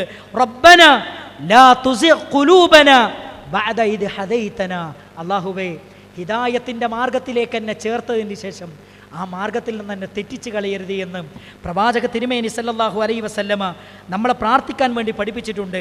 മാത്രമല്ല സഹോദരങ്ങളെ, അള്ളാഹുവിൻ്റെ റസൂൽ കരീം സല്ലല്ലാഹു അലൈഹി വസല്ലമ നിരന്തരം പ്രാർത്ഥിക്കുന്ന ഒരു പ്രാർത്ഥനയാണ് അല്ലാഹുമ്മ യാ മുഖല്ലിബൽ ഖുലൂബ് സബ്ബിത് ഖൽബി അലാ ദീനിക്. അല്ലാഹുവേ, ഹൃദയങ്ങളെ മാറ്റിമറിക്കുന്ന പടച്ചോനെ, എൻ്റെ ഹൃദയത്തെ നിൻ്റെ ദീനിൻ്റെ മാർഗത്തിൽ നീ ഉറപ്പിച്ചു നിർത്തണേ എന്ന് പ്രവാചക തിരുമേനി സല്ലല്ലാഹു അലൈഹി വസല്ലമ നിരന്തരമായി പ്രാർത്ഥിക്കാറുണ്ടായിരുന്നു എന്ന് നമ്മളെ പഠിപ്പിക്കുന്നുണ്ട്. കാരണം ലാ ഇലാഹ ഇല്ലല്ലാഹ്ക്ക് വിരുദ്ധമായ ആദർശം, ശിർക്ക് നമ്മുടെ ജീവിതത്തിലേക്ക് കടന്നു വന്നാൽ വമൻ യുശ്രിക് ബില്ലാഹ് ഫഖദ് ഹറമല്ലാഹു അലൈഹിൽ ജന്ന, നമ്മുടെ പരലോകം നഷ്ടപ്പെടും, നമുക്ക് സ്വർഗം നിഷിദ്ധമായി തീരും. അതുകൊണ്ട് പ്രിയപ്പെട്ടവരെ, ശിർക്കിനെ രണ്ട് രൂപത്തിലാണ് പണ്ഡിതന്മാർ പരിചയപ്പെടുത്തുന്നത്. ഒന്ന് അശ്ശിർക്കുൽ അക്ബർ, വലിയ ശിർക്കാണ്. രണ്ടാമത്തത് അശ്ശിർക്കുൽ അസ്ഗർ, ചെറിയ ശിർക്കാണ്. വലിയ ശിർക്കെന്ന് പറഞ്ഞാൽ ആ ശിർക്ക് നമ്മുടെ ജീവിതത്തിലേക്ക് വന്നാൽ കുഫർ സംഭവിക്കുകയും കാഫിറാവുകയും പൊറുക്കലിനെ തേടാതെ മരിക്കുകയാണെങ്കിൽ, സഹോദരങ്ങളെ, അള്ളാഹുവിൻ്റെ റസൂൽ സല്ലല്ലാഹു അലൈഹി വസല്ലം നമ്മളെ പഠിപ്പിച്ചു, നരകത്തീയിലാണ് അവൻ എന്നെന്നും കഴിയേണ്ടി വരിക എന്ന് പരിശുദ്ധമായ ഖുർആൻ നമ്മളെ പഠിപ്പിക്കുന്നുണ്ട്. ചെറിയ ശിർക്കെന്ന് പറഞ്ഞാൽ, ചെറിയ ശിർക്ക് അത് വൻ പാപമാണ്. എന്നാൽ അത് ചെയ്യുന്നത് മുഖേന ഒരാൾ ദീനിൽ നിന്ന് പുറത്തു പോകുന്നതല്ല, ഒരാൾക്ക് കുഫർ സംഭവിക്കുന്നതല്ല എന്ന് റസൂലുള്ളാഹി സല്ലല്ലാഹു അലൈഹി വസല്ലമയുടെ ഹദീസുകളെ മുന്നിൽ വെച്ചുകൊണ്ട് പണ്ഡിതന്മാർ നമ്മളെ പഠിപ്പിക്കുന്നു. അതുകൊണ്ട് വലിയ ശിർക്കിനെ നമ്മൾ പേടിക്കണം, ചെറിയ ശിർക്കിനെയും നമ്മൾ പേടിക്കണം. പക്ഷെ ഇന്ന് ലാ ഇലാഹ ഇല്ലല്ലാഹ് മനസ്സിലാക്കേണ്ടതുപോലെ മനസ്സിലാക്കാത്തതിൻ്റെ അപകടങ്ങൾ എന്ന് മുസ്ലിം സമൂഹത്തിൽ നമ്മൾ കാണുന്നുണ്ട്. എന്താ ലാ ഇലാഹ ഇല്ലല്ലാഹ് എന്ന് പറഞ്ഞാൽ? ലാ ഇലാഹ ഇല്ലല്ലാഹ് എന്ന് പറഞ്ഞാൽ ലാ മഅബൂദ ബിഹഖിൻ ഇല്ലല്ലാഹ്, ആരാധനക്കർഹൻ അല്ലാഹുവല്ലാതെ മറ്റാരുമില്ല എന്ന അതിശക്തമായ പ്രഖ്യാപനമാണ്. എന്നാൽ ഇന്ന് നമ്മുടെ നാട്ടിൽ അശ്അരികൾ എന്ന് പറയുന്ന ഒരു വിഭാഗം ആളുകൾ ഇവിടെ ലാ ഇലാഹ ഇല്ലല്ലാഹയുടെ നിർവചനം പഠിപ്പിക്കുന്നത് എന്താ? ലാ ഖാദിറ ലിൽ ഇഖ്തിറാഇ ഇല്ലല്ലാഹ്, നിർമ്മിക്കുവാൻ കഴിവുള്ളവനായി അല്ലാഹുവല്ലാതെ മറ്റാരുമില്ല. അഥവാ ലാ ഖാലിക ഇല്ലല്ലാഹ്, അല്ലാഹുവല്ലാതെ ഖാലിക്കായി മറ്റാരുമില്ല. ഈ വിശ്വാസമുണ്ടെങ്കിൽ മാത്രമേ ശിർക്ക് സംഭവിക്കുകയുള്ളൂ, ഒരു തേട്ടം ഇബാദത്താവുകയുള്ളൂ എന്ന വ്യർത്ഥമായ വിശദീകരണം നൽകിയതിൻ്റെ പേരിലാണ് ഈ ഉമ്മത്ത് അള്ളാഹുവിനെ വിട്ട് അവൻ്റെ സിട്ടികളോട് പ്രാർത്ഥിക്കുന്ന ഒരവസ്ഥ എത്തിയത്. നിങ്ങളൊന്ന് ആലോചിച്ച് നോക്കണം സഹോദരങ്ങളെ. ഇവിടെ മണ്ണാർക്കാട് ഇവിടെ നോക്ക്, അവിടെ ഒരു നാട്ടുകല്ല് മക്കാമുണ്ട്, ഒരു കല്ലാണ്. ആ കല്ലിനെ ആരാധിക്കുന്ന അവസ്ഥയിൽ കല്ലിനെ ആരാധിക്കുന്ന അവസ്ഥയിലേക്ക് ഈ ഉമ്മത്ത് എങ്ങനെയാണ് എത്തിയത്? ഖാലിക്കല്ല എന്ന വിശ്വാസത്തിൽ, ഇലാഹല്ല എന്ന വിശ്വാസത്തിൽ, റബ്ബല്ല എന്ന വിശ്വാസത്തിൽ, സ്വയം കഴിവില്ല എന്ന വിശ്വാസത്തിൽ ആ കല്ലിനോട് തേടിയാൽ ഒരു കുഴപ്പവുമില്ല എന്ന ലോകത്ത് അഹ്ലുസുന്നയുടെ പണ്ഡിതന്മാർ നൽകാത്ത നിർവചനം നൽകിയതിൻ്റെ പേരിലാണ് ലാ ഇലാഹ ഇല്ലല്ലാഹയിൽ മുസ്ലിം സമൂഹത്തിലെ ഒരു വിഭാഗം ആളുകൾ തെറ്റിപ്പോയത്. അതുകൊണ്ട് പ്രിയപ്പെട്ടവരെ, നമ്മൾ മരണത്തെ മുന്നിൽ കണ്ട് ജീവിക്കുന്നവരാണ്. വിശ്വാസമാണ് നമ്മൾ ആദ്യം റെഡിയാക്കേണ്ടത്. വിശ്വാസമാണ് തറ, അതിൻ്റെ മുകളിലുള്ള ചുമരുകൾ അതാണ് വാജിബാത്തുകൾ, അതിൻ്റെ മുകളിലുള്ള റൂഫുകളാണ് സുന്നത്തുകൾ അഥവാ ഐച്ഛികമായ കർമ്മങ്ങൾ എന്ന കാര്യം നമ്മൾ ഒരിക്കലും മറക്കരുത്. അതുകൊണ്ട് നമ്മൾ ഓരോരുത്തരും നമ്മുടെ വിശ്വാസത്തിൻ്റെ മേഖലകളിൽ പുഴുക്കുത്തു കടന്നു വരാതെ നമ്മൾ ശ്രദ്ധിക്കേണ്ടതുണ്ട്. ഇനി ചെറിയ ശിർക്കിനെ കുറിച്ച് പറയുന്നിടത്ത് പോലും അള്ളാഹിൻ്റെ റസൂൽ പറഞ്ഞത് മസീഹുദ് ദജ്ജാലിൻ്റെ ഫിത്നയെക്കാളും വലിയ ഫിത്നയാണ് ചെറിയ ശിർക്കെന്നാണ് മുഹമ്മദ് റസൂലുള്ളാഹി സല്ലല്ലാഹു അലൈഹി വസല്ലമ പഠിപ്പിക്കുന്നത്. ചെറിയ ശിർക്ക് തന്നെ രണ്ട് രൂപത്തിലാണ് പണ്ഡിതന്മാർ പഠിപ്പിക്കുന്നത്. ഒന്ന് വ്യക്തമായ ശിർക്ക്, രണ്ട് അവ്യക്തമായ ശിർക്ക്. ഈ രണ്ട് രൂപത്തിലാണ് ചെറിയ ശിർക്കിനെ വിശദീകരിക്കുന്നത്. വ്യക്തമായ ചെറിയ ശിർക്കെന്ന് പറഞ്ഞാൽ ചിലപ്പോൾ ഈ ശിർക്ക് വാക്കുകളിലൂടെ സംഭവിക്കാം. നബി സല്ലല്ലാഹു അലൈഹി വസല്ലമ പറയുന്നുണ്ട്, സമിഅ്തു റസൂലല്ലാഹി സല്ലല്ലാഹു അലൈഹി വസല്ലം യഖൂൽ, അബ്ദുല്ലാഹി ഇബ്നു ഉമർ റളിയല്ലാഹു അൻഹു പറയാൻ, നബി തങ്ങൾ പറയുന്നതായി ഞാൻ കേട്ടു, മൻ ഹലഫ ബിഗൈരില്ലാഹ്, അല്ലാഹുവല്ലാത്ത ആരെങ്കിലും സത്യം ചെയ്താൽ, ഫഖദ് കഫറ, അവൻ കാഫിറാണ്. അതേപോലെ തന്നെ വഖദ് അശ്റക എന്ന് നബി സല്ലല്ലാഹു അലൈഹി വസല്ലമ എന്നെയും നിങ്ങളെയും പഠിപ്പിക്കുന്നുണ്ട്. അപ്പോൾ നമ്മൾ മനസ്സിലാക്കേണ്ട ഒരു കാര്യം, ഇവിടെ റസൂലുള്ളാഹി സല്ലല്ലാഹു അലൈഹി വസല്ലം ഇവിടെ പഠിപ്പിക്കുന്നത്, ഇവിടെ സംഭവിക്കുന്ന കുഫർ അത് ചെറിയ കുഫറാണ് എന്നാണ് മഹാരഥന്മാരായ പണ്ഡിതന്മാർ നമ്മളെ പഠിപ്പിക്കുന്നത്. അതേപോലെ തന്നെ സഹോദരങ്ങളെ, അല്ലാഹുവല്ലാത്ത ഒരു സൃഷ്ടികളിലും സത്യം ചെയ്യുന്നൊരവസ്ഥയുണ്ടാകാൻ പാടുള്ളതല്ല. മാത്രമല്ല നബി സല്ലല്ലാഹു അലൈഹി വസല്ലം നമ്മളെ പഠിപ്പിച്ചു, ലാ തഖൂലു മാ ഷാ അല്ലാഹ് വശാ ഫുലാൻ, ഒരിക്കലും തന്നെ നിങ്ങൾ ജീവിതത്തിൽ എന്തു പറയാൻ പാടില്ല. നബി സല്ലല്ലാഹു അലൈഹി വസല്ലം പറഞ്ഞു, അള്ളാഹുവും നിങ്ങളും ഉദ്ദേശിച്ചാൽ ആ കാര്യം നടക്കുമെന്ന വാക്ക് ഒരിക്കലും വരാൻ പാടുള്ളതല്ല. കാരണം ഖൂലു, നിങ്ങൾ പറയേണ്ടത് മാ ഷാ അല്ലാഹ് സുമ്മ ഷാ ഫുലാൻ, അല്ലാഹ് ഉദ്ദേശിച്ചാൽ പിന്നെ ഇന്ന ആളും ഉദ്ദേശിച്ചാൽ എന്നേ പറയാൻ പാടുള്ളൂ. ഒരിക്കലും അള്ളാഹുവും നിങ്ങളും ഉദ്ദേശിച്ചാൽ കാര്യം നടക്കുമെന്ന് ഒരിക്കലും പറയാൻ പാടില്ല. അത് വാക്കുകളിൽ വരുന്ന ശിർക്കാണ് എന്നാണ് മഹാരഥന്മാരായ പണ്ഡിതന്മാർ എന്നെയും നിങ്ങളെയും പഠിപ്പിക്കുന്നത്. അതേപോലെ തന്നെ പ്രിയപ്പെട്ടവരെ, നമ്മുടെ മനസ്സിൻ്റെ ഉള്ളകങ്ങളിൽ വരുന്ന പേടികൾ, നമ്മൾ വീട്ടിൽ നിന്ന് ഇറങ്ങുന്ന സമയത്ത് മുന്നിലൊരു കറുത്ത പൂച്ചയെ കണ്ടാൽ നമ്മൾ എന്താ ചെയ്യുക? പേടിച്ചിട്ട് യാത്ര ഒഴിവാക്കുന്ന ഒരവസ്ഥ. കാലിച്ചാക്ക് കണ്ടാൽ, അതേപോലെ തന്നെ ചാവി എടുക്കാതെ വീട്ടിൽ നിന്ന് പുറത്തിറങ്ങിക്കഴിഞ്ഞാൽ വീട്ടിൽ നിന്ന് വിളിക്കും, ഇനി ഇങ്ങോട്ട് തിരിച്ചു വരണ്ട, തിരിച്ചു വന്ന യാത്ര പിന്നെ പോകാൻ പറ്റൂല. ഇങ്ങനെയൊക്കെയുള്ള ഒരുപാട് അന്ധവിശ്വാസങ്ങൾ നമ്മുടെ സമൂഹത്തിലുണ്ട്. ഇതൊക്കെ നമ്മളെ ശിർക്കിലേക്ക് എത്തിക്കുന്ന കാര്യങ്ങളാണ്. അതുകൊണ്ട് വിശ്വാസ മേഖലകളിൽ പുഴുക്കുത്ത് കടന്നു വരാതിരിക്കാൻ നമ്മൾ ശ്രദ്ധിക്കണം. നമ്മളെ രക്ഷിക്കുന്നതും ശിക്ഷിക്കുന്നതും എല്ലാം നിയന്ത്രിക്കുന്നതും ഏകനായ സർവാധിനാഥനായ റബ്ബാണ്. നിങ്ങൾ കണ്ടില്ലേ, കഴിഞ്ഞ ദിവസം ഒരു ഗർഭിണിയായ പെണ്ണ് പ്രസവത്തിനിടെ മരണപ്പെട്ടതല്ല, കൊന്നതാണെന്ന് പറയുന്ന രൂപത്തിലേക്കാണ് നമ്മുടെ നാട്ടിലെ ചെയ്തികൾ പോയത്. നിങ്ങളൊന്ന് ആലോചിച്ച് നോക്ക്. അക്യൂപഞ്ചർ എന്ന് പറയുന്നൊരു ചികിത്സാ രീതി ഒരു പറയാണ്, എന്തിനാ ഡോക്ടർമാരെ അടുത്ത് പോകുന്നത്? എന്തിനാ ചികിത്സിക്കുന്നത്? എന്തിനാ ചികിത്സ? അള്ളയല്ലേ ഗർഭം, അള്ളയല്ലേ കുട്ടീനെ തരുന്നത്, അള്ളയല്ലേ കുട്ടിക്ക് വയറ്റുനിന്ന് ഭക്ഷണം കൊടുക്കുന്നത്. പടച്ചോല് തവക്കുലാക്കിയിട്ട് ജീവിച്ചാൽ മതി എന്ന് ആളുകളെ പറഞ്ഞ് പറ്റിക്കുന്നു. എന്തിനാണ് പ്രിയപ്പെട്ടവരെ അങ്ങനെ പറയുന്നത്? എന്താ തവക്കുല്? ആളുകൾക്കറിയില്ല. തവക്കുൽ എന്ന് പറഞ്ഞാൽ എന്തറിയും? അൽ-ഇഅ്തിമാദു അലല്ലാഹ് മഅഹദിൽ അസ്ബാബ്. ഇത് ശരിക്കും പഠിക്കണം കേട്ടോ. തവക്കുൽ എന്ന് പറഞ്ഞാൽ എന്തറിയോ? തവക്കുൽ എന്ന് പറഞ്ഞാൽ അൽ-ഇഅ്തിമാദു അലല്ലാഹ്, അള്ളാഹുവിനെ അവലംബിക്കുക. മഅഹദിൽ അസ്ബാബ്, കാരണങ്ങൾ സ്വീകരിച്ചുകൊണ്ട് റബ്ബിനെ അവലംബിക്കുക. ഇതാണ് നമ്മൾ ചെയ്യേണ്ടത്. ഇതാണ് നമ്മൾ ചെയ്യേണ്ടത്. ഇങ്ങനെ നോക്ക്, ഒരാൾക്ക് വിശന്നു. ആ വിശപ്പ് മാറാൻ അള്ളാഹു നിശ്ചയിച്ച കാരണം എന്താണ്? ഭക്ഷണം കഴിക്കുക. നിങ്ങൾ ശരിക്കും മനസ്സിലാക്കണേ. ഒരാൾക്ക് നല്ല വിശപ്പുണ്ടായി, ആ വിശപ്പ് മാറാൻ അള്ളാഹു നിശ്ചയിച്ച കാരണം എന്താണ്? ഭക്ഷണം കഴിക്കാം. ഒരാൾ ഭക്ഷണമൊന്നും കഴിക്കാതെ എന്ത് ചെയ്യാണ്? കാരണങ്ങൾ സ്വീകരിക്കാതെ എന്ത് ചെയ്യാണ്? ഞാൻ ഭക്ഷണമൊന്നും കഴിക്കൂല, എൻ്റെ പടച്ചോൻ എൻ്റെ വിശപ്പൊക്കെ മാറ്റിത്തരും, അള്ളയാണ് എന്നെ സൃഷ്ടിച്ചത്, അള്ളയാണ് എൻ്റെ ശരീരത്തിൽ രക്തം മുഴുവനും ഓട്ടുന്നത്, അതുകൊണ്ട് ഞാൻ ഭക്ഷണമൊന്നും കഴിക്കൂല, ഞാനിത് റബ്ബിൽ തവക്കലാക്കി നിൽക്കുകയാണ്. ഏത് ഒരാൾ പറയാണ്, ഞാൻ കല്യാണമൊന്നും കഴിക്കൂല, എനിക്ക് പടച്ചോൻ കുട്ടികളെ തരും എന്ന് പറഞ്ഞാൽ അയാളെ പറ്റി നമ്മളെന്താ പറയുക? പമ്പര വിഡ്ഢി എന്നാ പറയുക. ഇതേ പണിയാണ് നമ്മളെ നാട്ടിലെ ഈ ജാതി ആൾക്കാർ ചെയ്യുന്നത്. എന്തിതോ ഒക്കെ പടച്ചോല് തവക്കുലാക്കി. ആര് പറഞ്ഞു? ലികുല്ലി ദാഇൻ ദവാ, എല്ലാ രോഗത്തിനും മരുന്നുണ്ട്. തദാവൗ, നിങ്ങൾ ചികിത്സിക്കണമെന്ന് പഠിപ്പിച്ച മതമാണ് പരിശുദ്ധമായ ഇസ്ലാം എന്ന കാര്യം നമ്മൾ മറന്നു പോകരുത് പ്രിയപ്പെട്ടവരെ. ഈ പറയുന്ന പണിക്ക് പറയുന്ന പേര് തവക്കുൽ എന്നല്ല, തവാക്കുൽ എന്നാണ്. അത് നമ്മൾ ചെയ്യുന്ന ആൾക്കാരാകാൻ പാടില്ല. അതൊരിക്കലും നമ്മൾ നിങ്ങളൊന്ന് ആലോചിച്ച് നോക്ക്. 6 മാസം പഠിച്ചിട്ടോന് ഒരു സർട്ടിഫിക്കറ്റ് വാങ്ങിയിട്ട് കിഡ്നി പോയതിനോട് പറയാണ്, മോനെ മരുന്ന് കുടിക്കണ്ട, ചികിത്സിക്കണ്ട, ഞാൻ പറഞ്ഞ തേന് കുടിച്ച് ജീവിച്ചാൽ മതി. MBBS കഴിഞ്ഞിട്ട് 2 കൊല്ലം PG എടുത്ത ആൾക്ക് കിഡ്നി പോയതിനെ ചികിത്സിക്കാനുള്ള അധികാരാവകാശം നമ്മുടെ നാട്ടിലുള്ളൂ. എന്നിട്ടാണ് നമ്മുടെ നാട്ടിൽ 6 മാസത്തെ കോഴ്സ് എടുത്തിട്ട് പഠിച്ചിട്ട് കിഡ്നി പോയതിനെ ചികിത്സിക്കാൻ പോകുന്നത്. എങ്ങനെയാണ് നമ്മുടെ നാട്ടിൽ പ്രശ്നമില്ലാതിരിക്കുക? ഇതാര് പഠിപ്പിച്ചതാണ്? ഇതൊക്കെ ഇസ്ലാമിൻ്റെ പേരിൽ ഇസ്ലാമിക വൈദ്യമാണെന്ന് പറഞ്ഞുകൊണ്ട് ആളുകളെ തെറ്റിദ്ധരിപ്പിക്കുകയും ചെയ്യുന്നുണ്ട്. ഒരിക്കലും പ്രിയപ്പെട്ട സഹോദരന്മാരെ, സഹോദരിമാരെ, നമ്മളതിൽ വീണുപോകാൻ പാടില്ല. ഞാൻ പറയുന്നത് എന്താ വെച്ചാൽ, ഒരിക്കലും ശിർക്ക് നമ്മുടെ ജീവിതത്തിൽ വരാതെ നമ്മൾ ശ്രദ്ധിക്കണം. കാരണം പരലോകത്ത് മുന്നിൽ കണ്ട് ജീവിക്കുന്നവരാണ്.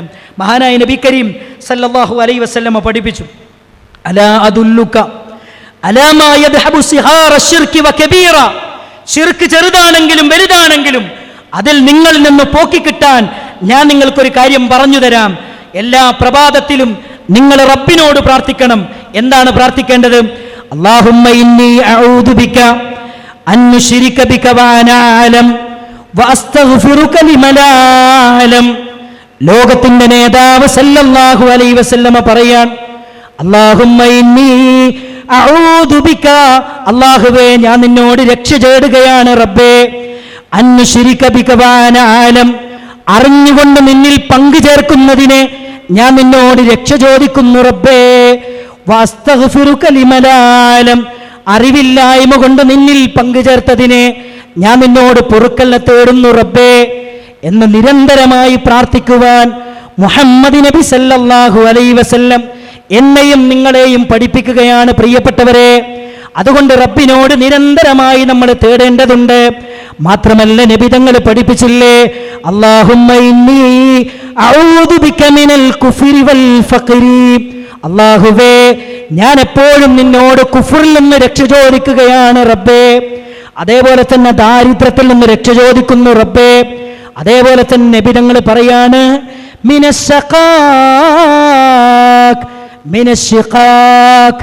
അള്ളാഹുവിന്റെ റസൂലിന്റെ മാർഗത്തിനോട് എതിരാവുന്നതിൽ നിന്ന് അള്ളാഹുവേ ഞാൻ നിന്നോട് രക്ഷ ചോദിക്കുകയാണ്. വന്നിഫാഖ് കാപട്യത്തിൽ നിന്ന് ഞാൻ നിന്നോട് രക്ഷ ചോദിക്കുന്നു റബ്ബേ. വസൂഇൽ അഖ്ലാഖ് മോശപ്പെട്ട സ്വഭാവങ്ങളിൽ നിന്ന് ഞാൻ നിന്നോട് രക്ഷ ചോദിക്കുന്നു റബ്ബേ എന്ന് നിരന്തരമായി നബി സല്ലല്ലാഹു അലൈഹി വസല്ലമ റബ്ബിനോട് തേടിയിരുന്നു. അതുകൊണ്ട് പ്രിയപ്പെട്ട സഹോദരന്മാരെ, മരിക്കുന്നതിന് മുമ്പ് ശിർക്കിന്റെ ഒരു ലാഞ്ചന പോലും നമ്മുടെ ജീവിതത്തിലേക്ക് കടന്നു വരരുത്. ഇവര് ജിന്നിനെ വിളിക്കുന്നവരാണെന്ന് പറഞ്ഞ് നമ്മളെ മുശ്രിക്കുകളാക്കാൻ പല ആളുകളും പരിശ്രമിച്ചു കൊണ്ടിരിക്കുമ്പോ ആത്മാർത്ഥമായി പറയാൻ എൻ്റെ പ്രിയപ്പെട്ടവരെ നമുക്ക് കഴിയുമല്ലോ, ജിന്നല്ല മലക്കല്ല ഏത് സൃഷ്ടികളാണെങ്കിലും അവർക്കൊന്നും പ്രാർത്ഥന കേൾക്കാൻ കഴിവില്ല. പ്രാർത്ഥന കേൾക്കുന്ന ഒരുവനെ ലോകത്തുള്ളൂ, അവന്റെ പേരാണ് അൽ മുജീബ്, അവന്റെ പേരാണ് സമീഅ്. അവനോട് മാത്രമേ പ്രാർത്ഥിക്കാൻ പാടുള്ളൂ. ആരോപിക്കുന്നവർ ആരോപണങ്ങൾ ഉന്നയിക്കട്ടെ. പ്രിയപ്പെട്ടവരെ, ശിർക്കിന്റെ വൈതാളികന്മാർ ശക്തമായ പ്രവർത്തനങ്ങളുമായി നമ്മുടെ നാടിന്റെ മുക്കുമൂലകളിൽ അവർ പ്രവർത്തിച്ചു കൊണ്ടിരിക്കുമ്പോ CM മടവൂരാണ് ലോകം നിയന്ത്രിക്കുന്നതെന്ന് പറയുമ്പോ മിണ്ടാതിരിക്കാൻ നമുക്ക് പറ്റുമോ? പ്രിയപ്പെട്ടവരെ, തൗഹീദിന്റെ പടവാളുമായി പരിശുദ്ധ ഖുർആനിന്റെ വെളിച്ചവുമായി നാട്ടിലേക്ക് ഇറങ്ങിച്ചെല്ലേണ്ട സമയമല്ലേ? പ്രബോധന പ്രവർത്തനങ്ങളുമായി സജീവമാകേണ്ട സമയമല്ലേ? അതാണ് ഞാൻ പറയുന്നത്. അള്ളാഹുവിന്റെ റസൂലിന്റെ സഹാബിമാരൊക്കെയും അള്ളാഹുവിന്റെ റസൂലിൽ നിന്ന് പഠിക്കുന്ന ഓരോ ദീനും അവരുടെ ജീവിതത്തിലേക്ക് അവർ ചേർത്ത് വെക്കുകയും അവർ ആരെയാണോ കാണുന്നത്, ആരെയാണോ കണ്ടുമുട്ടുന്നത്, അവർക്ക് പകർന്നു കൊടുക്കുകയും ചെയ്ത ശീലമുണ്ട്. ആ ശീലം പ്രിയപ്പെട്ടവരെ നമ്മളിലും ഉണ്ടാകണം. അള്ളാന്റെ റസൂലിന്റെ സഹാബിമാരെ കുറിച്ച് പറയാൻ അദ്റക്തു സലാസീൻ മിൻ സഹാബിൻ നബി സല്ലല്ലാഹു അലൈഹി വസല്ലം. അള്ളാഹുവിന്റെ റസൂലിന്റെ 30ഓളം വരുന്ന സഹാബത്തിനെ ഞാൻ കണ്ടിട്ടുണ്ട് എന്ന് ഇബ്നു അബൂ മുലൈക താബിഈ പണ്ഡിതൻ നമ്മളെ പഠിപ്പിക്കുകയാണ്. കുല്ലുഹും യഖാഫുൻ നിഫാഖ്, അവരെല്ലാവരും നിഫാഖിനെ ഭയപ്പെട്ടവരാണ്. പ്രിയപ്പെട്ടവരെ, അവരൊക്കെയും നിഫാഖിനെ ഭയപ്പെട്ടവരാണ്. എന്നിട്ടോ പറയുകയാണ് മാ ഖാഫഹു ഇല്ലാ മുഅ്മിനുൻ. അല്ലാഹുവിന്റെ റസൂൽ സല്ലല്ലാഹു അലൈഹി വസല്ലമയിൽ നിന്ന് ദീന് കേട്ട് പഠിച്ച സ്വഹാബിമാര് പറയാൻ മാ ഖാഫഹു ഇല്ലാ മുഅ്മിനുൻ, നിഫാഖിനെ പേടിക്കുന്നത് മുഅ്മിനീങ്ങളല്ലാതെ വേറെ ആരുമല്ല. എന്നിട്ടോ വലാ അമിനഹു ഇല്ലാ മുനാഫിഖ്, അതിൽ നിന്ന് നിർഭയരാകുന്നത് മുനാഫിക്കുകൾ മാത്രമാണ്.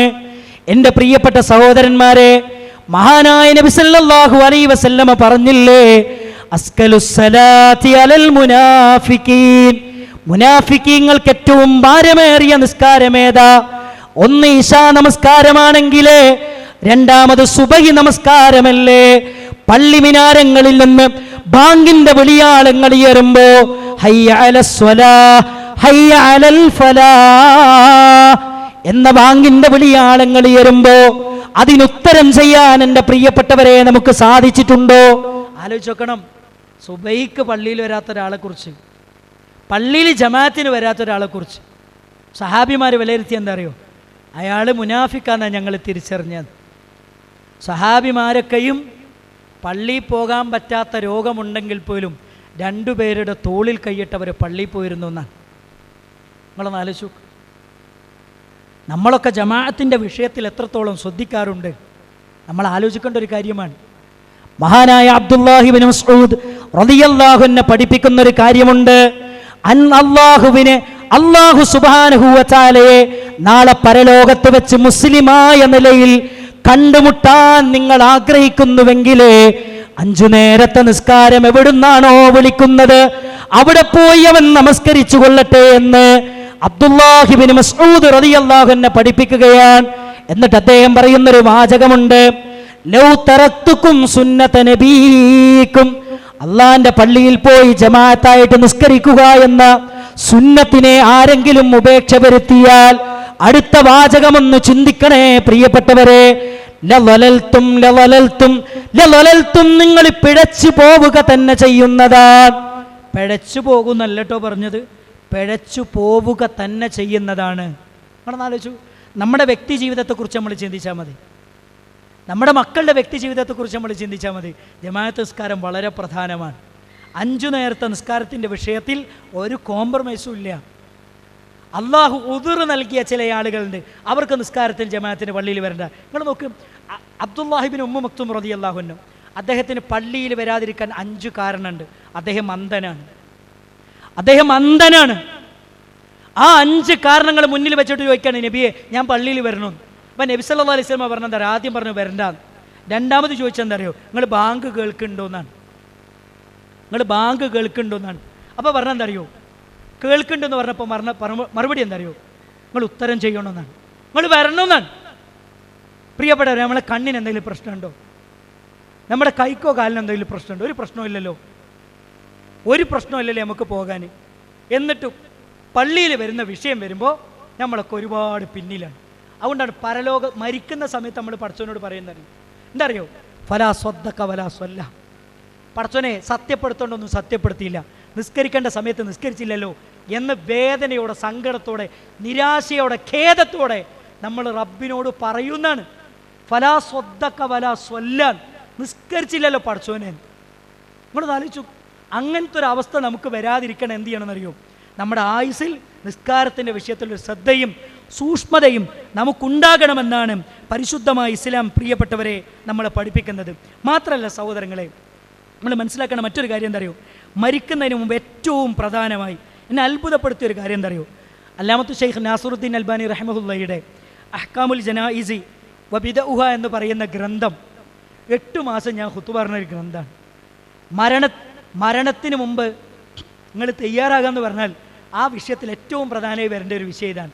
അതിൽ ഏറ്റവും പ്രധാനം എനിക്ക് ഓർമ്മപ്പെടുത്താൻ എന്താ അറിയോ, മരിക്കുന്നതിന് മുമ്പ് നമ്മൾ ശ്രദ്ധിക്കേണ്ട ഏറ്റവും പ്രധാനപ്പെട്ട ഒരു കാര്യം എന്താ അറിയോ സഹോദരങ്ങളെ, റസൂലുള്ളാഹി സ്വല്ലല്ലാഹു അലൈഹി വസല്ലം പറഞ്ഞാൽ നമ്മുടെ മനസ്സിലുള്ള ചിന്തകളും മനസ്സിലുള്ള വിചാരങ്ങളും നന്നാക്കുക എന്നുള്ളതാണ്.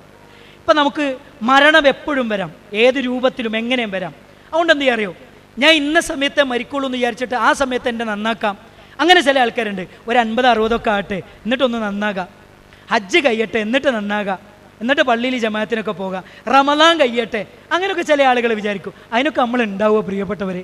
വമാ തദ്രീ നഫ്സും ബി അയ്യി അർളിൻ തമൂത്ത്, എവിടുന്നാ മരിക്കാൻ നമുക്ക് ആർക്കെങ്കിലും പറയാൻ പറ്റുമോ? ഒരാൾക്കും പറയാൻ പറ്റില്ല. എനിക്ക് അത്ഭുതം തോന്നിയെന്താ അറിയോ സഹോദരങ്ങളെ, എനിക്ക് അത്ഭുതം തോന്നിയെന്താ വെച്ചാൽ, പിന്നെ ഒരു വാപ്പയും 3 മക്കളും എന്താ ചെയ്തതെന്ന് വെച്ചാൽ, ഭാര്യയും മക്കളും കൂടെ എന്ത് ചെയ്തു, ബാപ്പ ആദ്യം മരിച്ചു എന്ന് വിചാരിച്ചിട്ട് ബാപ്പാൻ്റെ സ്വത്തൊക്കെ എന്ത് ചെയ്തു, ഇവരുടെ പേരിലേക്ക് എഴുതി വെച്ചു, ഭാര്യൻ്റെ പേരിലേക്ക് നിർബന്ധിച്ച് എഴുതി വെപ്പിച്ചു. അവസാനം എന്താ ഉണ്ടായെന്നറിയോ, ഒരു ആക്സിഡൻറ്റിൽ മരിച്ചു. അവസാനം ഈ വാപ്പ കുറേ പറഞ്ഞു, എൻ്റെ സ്വത്ത് നിങ്ങൾ അങ്ങനെ വാങ്ങല്ലേ, ഞാൻ മരിച്ചിട്ട് നിങ്ങളെടുത്തോ, നിങ്ങൾക്കല്ലാതെ വേറെ ആർക്കും അല്ലല്ലോ. അതോ മൂപ്പരുടെ കുടുംബത്തിലെങ്ങാനും പോകുമെന്നുള്ള പേടിയുണ്ട്, മുഴുവൻ ഇവരുടെ പേരിൽ എഴുതി വെപ്പിച്ചു. ഈ മൂപ്പത്തിയാർ എന്ത് ചെയ്യുന്നു വെച്ചാൽ, ആ പെണ്ണെന്തെന്ന് വെച്ചാൽ ഒരു ആക്സിഡൻറ്റിൽ മരിച്ചു. ആക്സിഡൻറ്റിൽ മരിച്ചപ്പോൾ ഈ സ്വത്തിൻ്റെ ഇത്ര ഓഹരി ആർക്കാണ്, വാപ്പാക്കാണ്. വാപ്പ ഒപ്പിട്ട് കൊടുക്കാതെ ഇതൊന്നും ചെയ്യാൻ പറ്റില്ല. ഇപ്പം ആ മക്കൾ കൈയും കാലും പിടിക്കുകയാണ് ആ വാപ്പാൻ്റെ. ഇങ്ങോട്ടൊന്ന് ആലോചിച്ചു, ആ വാപ്പ കണ്ണീര് കുടിപ്പിച്ചിട്ടുണ്ട് ഇവരുടെ പേരിലേക്ക് ആക്കാൻ വേണ്ടിയിട്ട്. വാപ്പ ഇപ്പോൾ പറയാൻ, എന്നെ കുറേ കണ്ണീര് കുടിപ്പിച്ചല്ലേ, നിങ്ങൾ വിചാരിച്ചെന്താ ഞാൻ ആദ്യം മരിക്കുമെന്ന്, നിങ്ങൾ പിന്നെ മരിക്കുള്ളൂ എന്നല്ലേ. പടച്ചോൻ്റെ അടുത്ത് ഇതൊക്കെ ഉള്ളത്, അത് നമ്മൾ മറക്കരുത്. ജീവിതത്തിൽ ഒരിക്കലും നമ്മൾ മറന്നു പോകാത്തൊരു കാര്യമാണ് എന്ത്, ഞാൻ മരിക്കും. ഏത് സമയത്താണ് മരിക്കാൻ നമുക്ക് ആർക്കും പറയാൻ പറ്റില്ല. ആ മരിക്കുന്ന സമയത്ത് എന്താ അറിയോ, നല്ല വിചാരത്തോടു കൂടി മരിക്കാൻ നമുക്ക് കഴിയണം. നിങ്ങൾ നോക്കൂ, റസൂലുള്ളാഹി സ്വല്ലല്ലാഹു അലൈഹി വസല്ലം എന്നെയും നിങ്ങളെയും പഠിപ്പിക്കാൻ, ലാ യമൂതന്ന അഹദുക്കും ഇല്ലാ വഹുവ യുഹ്സിനുല്ലന്ന ബില്ലാഹി തആല, അല്ലാഹനെ പറ്റിയുള്ള നല്ല വിചാരത്തോടു കൂടിയല്ലാതെ നിങ്ങൾ മരിക്കരുത്.